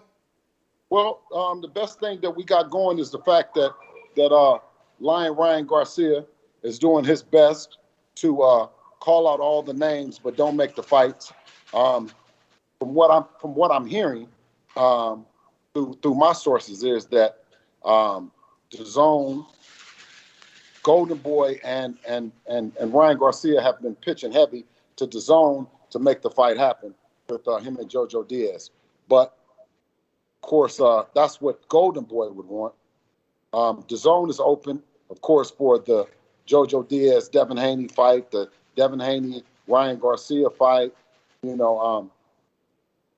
But I would believe that I think that Jojo has been waiting on for Ryan to come to the table. And he's not doing it. Ryan is being like he's normally been doing. So that means that Jojo has to, he has to come back around here and see us. Since I got you, man, there is a Fight Hype interview with Sean Zattel and your good friend Rolando Romero, the self-proclaimed this era's Roberto Duran. where he says that Devin asks for $5 to $8 million. I mean, just tell me that that is false, right? Well, of course it's false, and Rolly is not privileged or privy to any money talk. You've never heard Devin talk about the money. Rolly, for one, Rolly would not be concerned or should not be concerned about how much Devin is making because it would be Devin's side that's paying, right? So it would never come down how much Devin is asking for. I mean, it's about how much Rolly wants. So wait, so you're saying that that you made an offer to Rolly to fight on DAZN because you're saying it would be Devin? I called Louis DeCuba, talked to Louis DeCuba about it, about making the fight. He never got back with me. You know, I called him, talked to him, and then I called him again and again, and he didn't get back with me to make the fight happen with Rolly. So I reached out because Devin reached out to Floyd. And, Floyd said what he said about it, said that it can happen. And then Rolly said the infamous rant where he says, talk to me. Did you hear that one? Mm-mm. When he said, don't talk to Floyd, talk to me. Y'all didn't hear that one? Absolutely not. Absolutely not. Nah. Yeah. Well, I wouldn't. A lot of people ain't keeping up with Rolly, but unless he's mentioning a guy like Devin or a guy like Tank. But you can look that up where he said, talk to him. Talk to him. Don't talk to Floyd. Talk to him. And so I reached out to him as well. No response. No response. So that's unfortunate. Huh? That's unfortunate. Yeah. Let me see. I told you he'd been missing, bro. So what is the DAZN stance on Gary Russell? Because you guys want to fight Jojo. He does have a win over Jojo. We was discussing that a little bit earlier. Like, that's still a good alternative because he's the man to beat the man, right? Huh? That's the one to. This is the Rolly. I always got some receipts, man, when I'm doing it. Yeah, this is the Rolly that I DM'd him. So if you want to call him and let him know, respond back, man, if you're serious. Yeah. You got to wait for that. So he get a lot of messages, though. You probably got to, keep hitting him up. How does he get a lot of messages, man? I think me and him got the same amount of followers. I see all mine. I mean, you're a businessman. He's a fighter, man. He be busy running miles. Right. So, hold on 1 second. Hold on 1 second, because I know you got to go.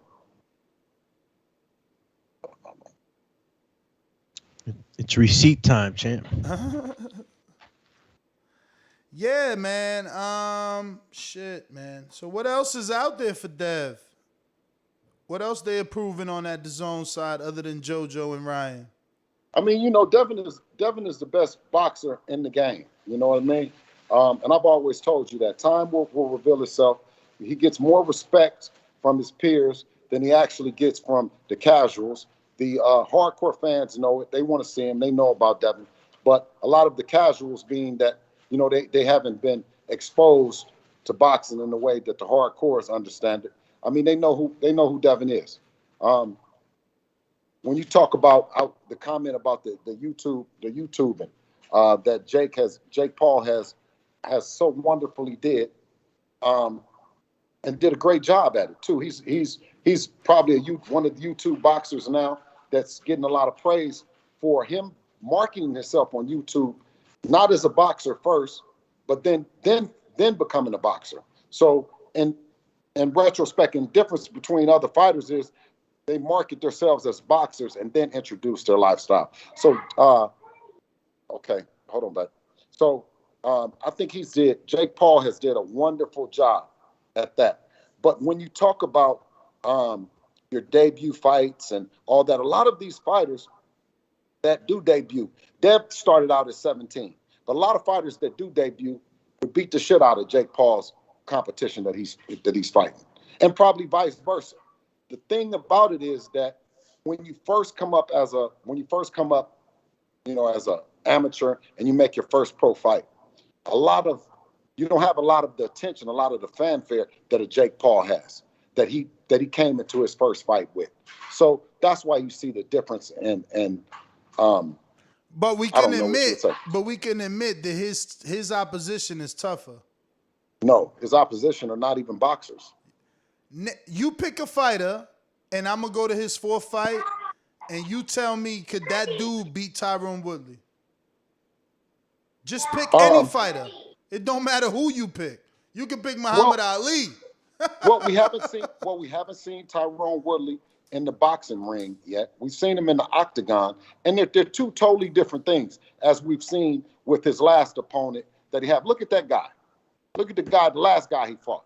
Did he deserve to be in a boxing ring? Did he looked like he had never even had any amateur fights? He looked in better shape than 99.9% of any debut boxer's fighter. I disagree. That's just my I disagree. analytics, man.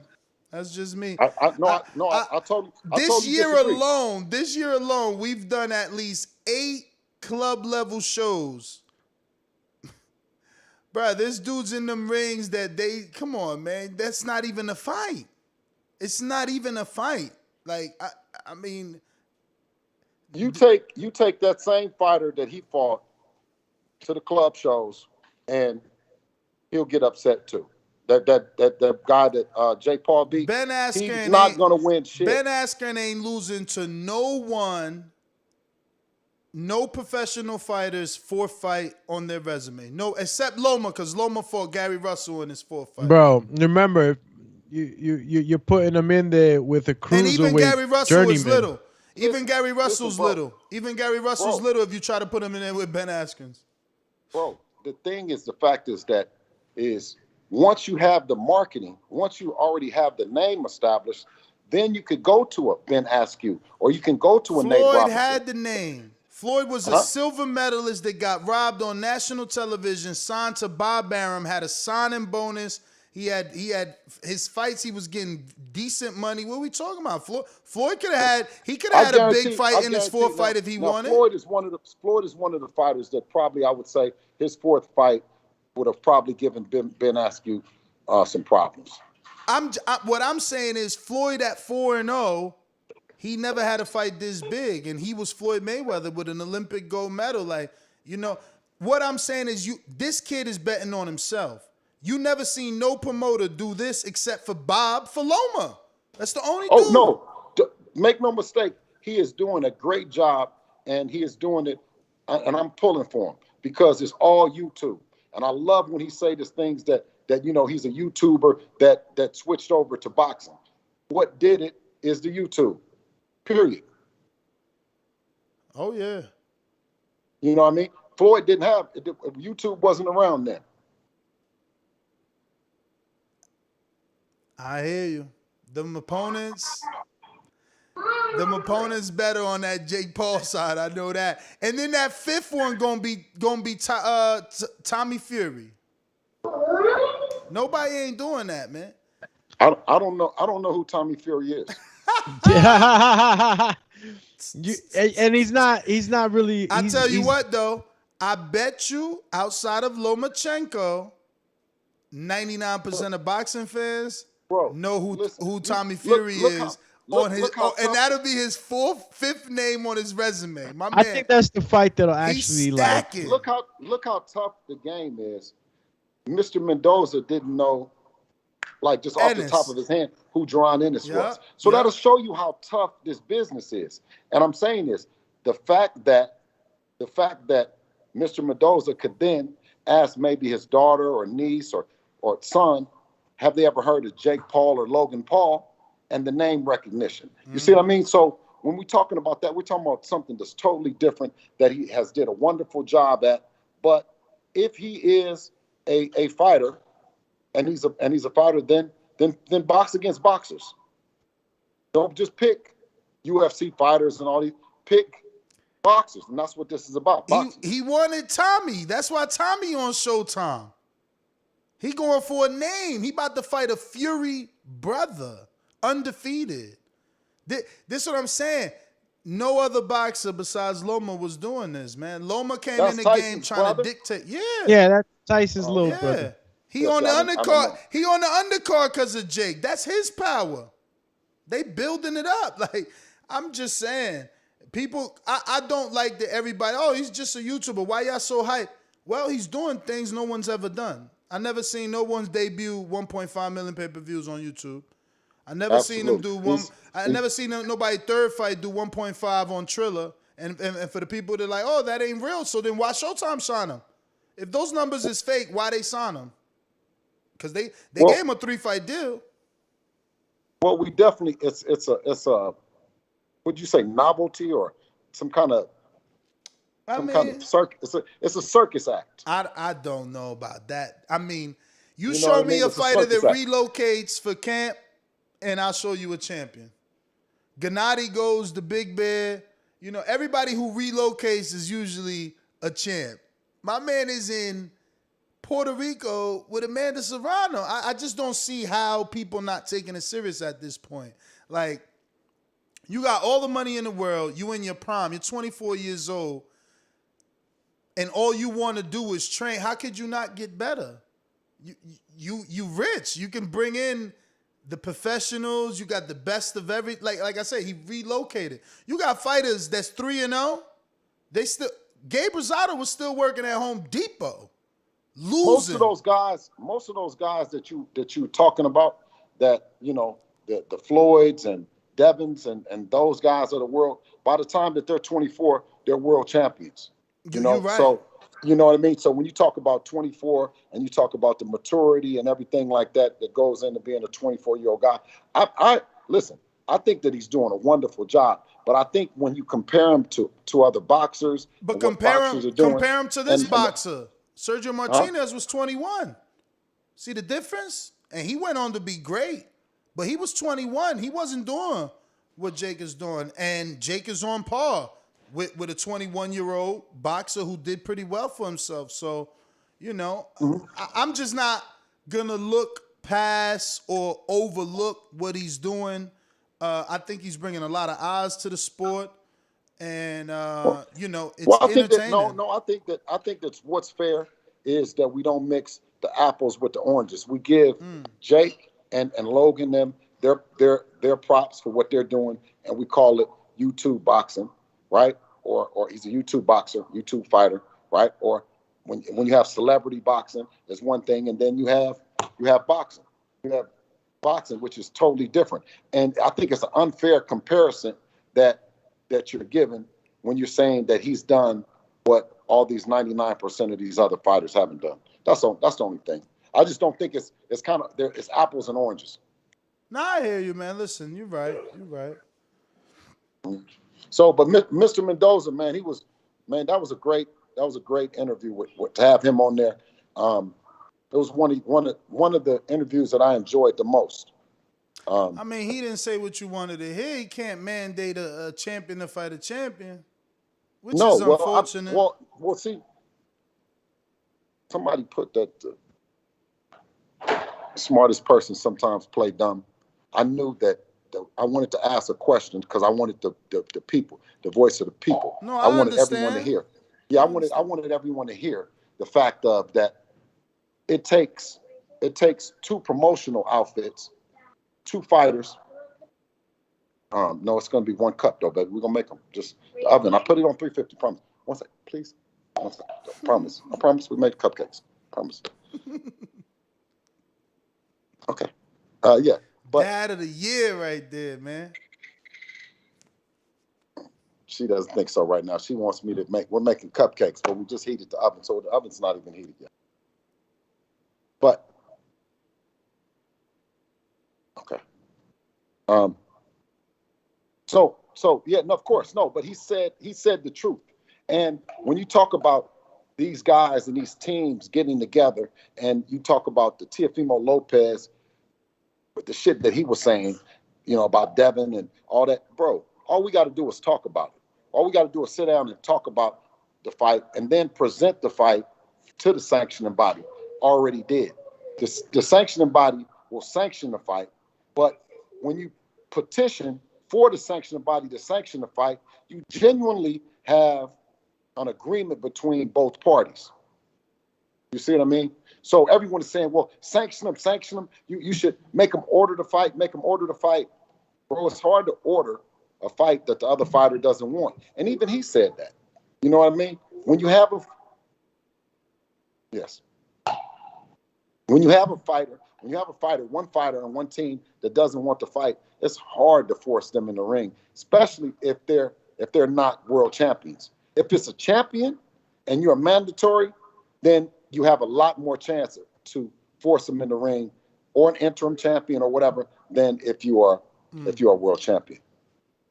And that's why when Devin got the interim, we was breathing down Loma's neck. We was asking for the fight before that. We was breathing down his neck. Everybody talking about the interim champion and you never could do this. Now everybody is starting to say the interim champion is the mandatory. But when Devin was the interim champion, he wasn't the mandatory for the franchise. And then when the franchise was introduced, it was introduced as a non-transferable, non-transferable. You can't win in the ring, right? Then Teofimo Lopez petitioned to the WBC that if he won, that he became the champion, and then the rest is history. But I like the WBA. I like what they're doing. You heard what he said. He said that he wouldn't hesitate to make this thing happen. But we would need Teofimo Lopez on board with it. Yeah, he also said he preferred Tank to stay at 135 and fight, T.O. and Devin. Absolutely. I mean, listen, he's a good guy, and he's a sharp dressing guy too, man. I've seen him a couple of times. Dude be fly. Have you seen him? Have you seen him outside? I seen him at the Linares fight. Yeah, he be fly for real, man. At the Devin Haney Linares fight.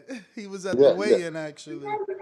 Yeah, you said it right. The Haney Linares fight. And I talked to him before the fight. And he, you know what I mean. He was very high, on Linares, of course, because Linares has been in that program with him since he was like 16 or 17 years old. That program that he was describing, that he has for the young fighters helping young fighters.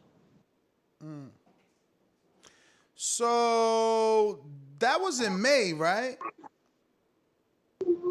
Yes. 3 months already, man. Right. That's what I said with the Jojo Diaz dude. We're gonna blast him out. If he don't, they talking about it, but we're going to blast him out that he don't want it, because we giving him 90 days. We had to give him the 90 days, and the 90 days is like up, So when do you go to the next available contender, which is Vasil?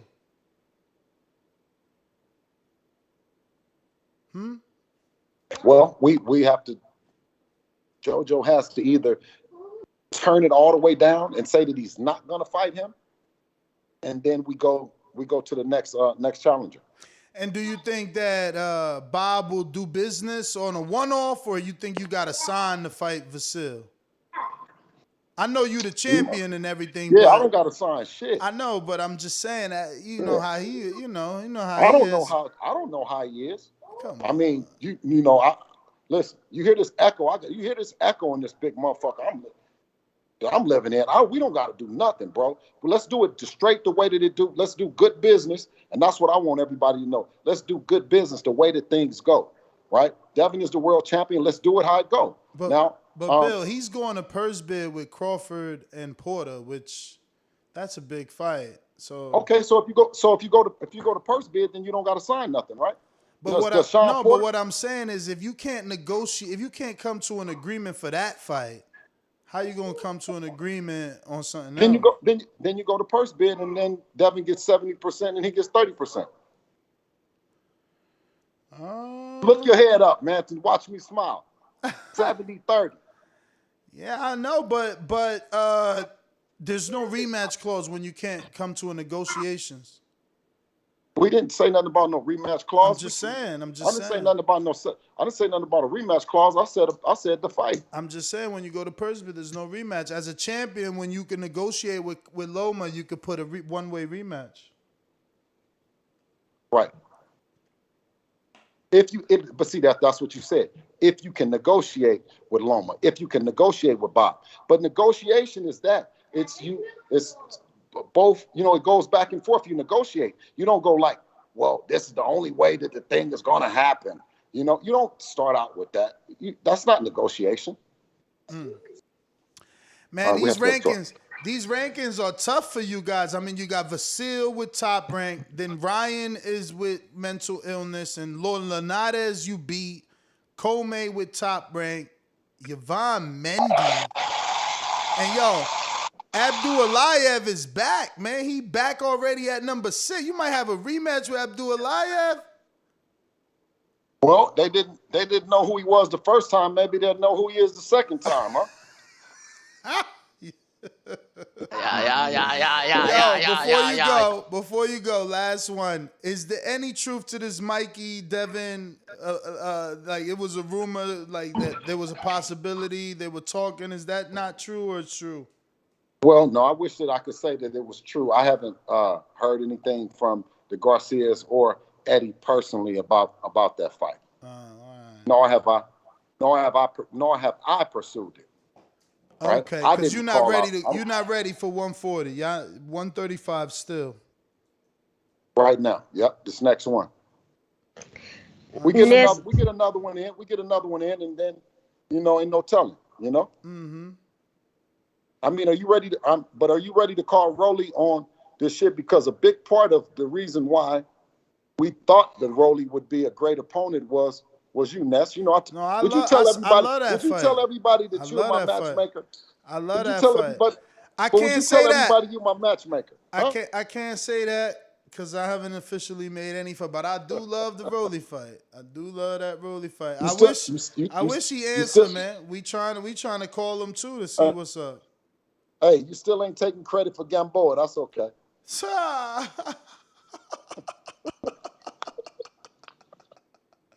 Let me get to Hawk in Maryland. Talk to me. Yo. What up, Hawk? Yo, TBV. Ain't too much. What's up? Let me cut down this other TV. Yeah, much respect to the father of John Wick. They call John Wick the boogeyman. But thank you, brother. Pacquiao. What we talking about? Pacquiao earlier, right? A little bit of everything. We got Pacquiao Ugas rematch. A little bit of everything. Devin Haney and Jojo Diaz in November. We got Errol Spence going to, giving out a lot of information on the eye injury. And yeah. Oh yeah, and obviously Jake Paul. Yeah. Tyron Woodley, Sunday. Oh yeah, the Jake Paul. All right, cool. The Haney fight, I hope it come off because I'm behind Haney all the way. And he gonna beat him, so that's like I said, that's John Wick, the boogeyman. But Pacquiao fight, like I was saying the other day, we had the wrong man on the job. I don't know why everybody's so impressed with the way Ugas beat Pacquiao. He should have blew him out the water, man. I wasn't impressed by the way. He just was too defensive for me. With all that reach and that size, I just think he should have took Pacquiao out. But the fight coming up this week,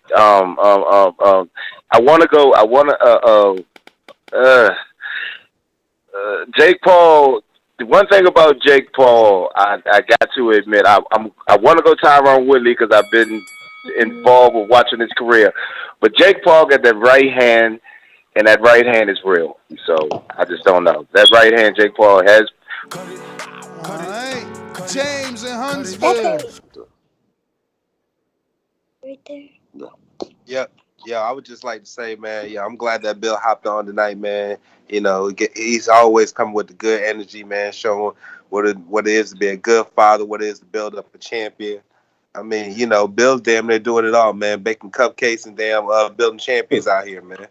So that's what's up. Yeah, now, Now on to what I feel about Gervonta Ennis, man. Why we treat he got 27 fights in, man. We still treat him like a prospect. You know, last year he was. I mean, what? Last year wasn't he competing for an IBO belt? You know, which turned to a no contest, and then fighting the top 10 welterweight. Now he's fighting somebody that should be retired. I feel like Jake is stepping up better competition than Boots is right now. You know, with that being said, man, I'm not on the hoops bandwagon, man. I really think that he's a great talent, but yo, we just need to pump the brakes, man. Because if everybody believed in him like we said they would, like I always say, the good example is David Morrell. 3rd fight in, now he's a WBA super welterweight regular champion, and that's my call. I appreciate that caller too, though. But I'm telling you, Boots is the real deal, though.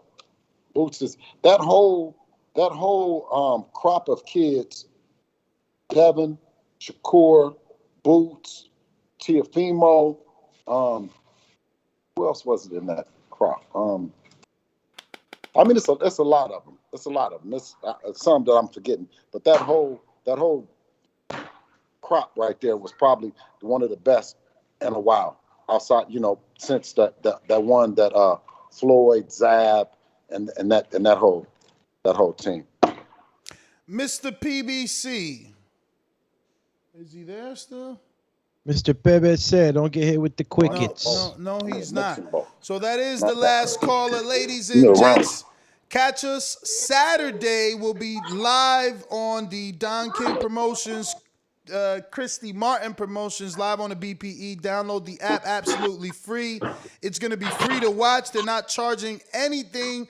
Aida Stormborn Biggs will be fighting, and it's going to be taking place at the Crown Reef Resort in Myrtle Beach. It's going down. Special guests in attendance. Dylan Gonzalez will be walking out. Aida Biggs. Also, Big Zoe Alonzo Butler, heavyweight, will be fighting. So join us Saturday night for some free boxing, because there's really no boxing on until Sunday other than us.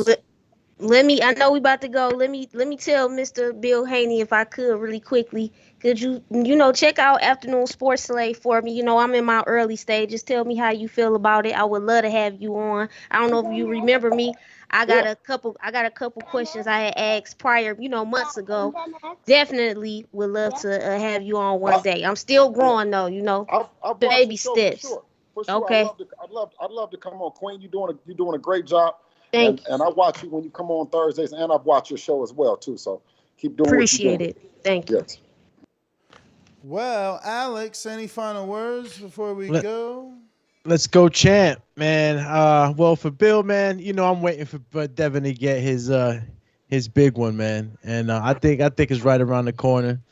The landscape's gonna be changing. I know that there's a lot of things that are in play, but this is the business of boxing, so it can get crucial sometimes, But you know what though? You know why we don't. Devin calls out everybody because we don't think they that big. You know what I mean? With all due respect to them, I mean they're good, but they're not special. Floyd had this thing where he said that just straight up and down, nothing real special. Good fighters, but just just straight up and down, nothing really special about them. And that's the way we look at them.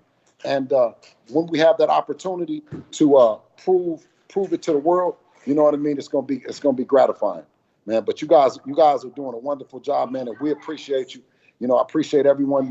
That the good things that they say, the negative things that people say. I appreciate that as well. You know what I mean? Because it takes effort. It takes effort. And anytime that you take time out of your day to take a look at Devin and critique him, man, it's a blessing to us. Because being consumed with kids, jobs, family and stuff. You know what I mean? Can be hectic enough, and for everyone that takes time out of doing all that. Yes, baby. 1 second. I promise. 1 second. Take time out their day, man. It means the world to us, though. So I appreciate you, bro. And we're gonna get back to making these cupcakes. All right. There you have it, ladies and gentlemen. Bill Haney. Thanks. Let's go, Micah champ. K, Feel me? Queen, and obviously Alexander Lioness. Catch us on the next Champion, one. did we make sure we got all the super chats? Never leave a man behind. I know that we had a few. LV Slugger. LV Slugger, you got everybody else under? Nope. You actually got a lot. All right. I got the look. Let's start from the heavy-handed, right? That's where I last remember. Okay. He says, my favorite channel. Shout out to you, heavy-handed edition. Mad Ben 100 is saying Dillian the Mouth White ducking C. Martin. Okay. So Dillian the Mouth White ducking Charles Martin. Damn, all right. I'm going to have to look into that. I didn't even know. Or maybe I don't remember. B-Dog says, how are a YouTuber, a basketball player, and an MMA wrestler better than any boxer at boxing? Go look at these resumes. You tell me. You tell me that fucking Nate Robinson ain't going to beat some dudes that's 8-0 and retired. 0-8 and retired. Like, they're obviously not... Again...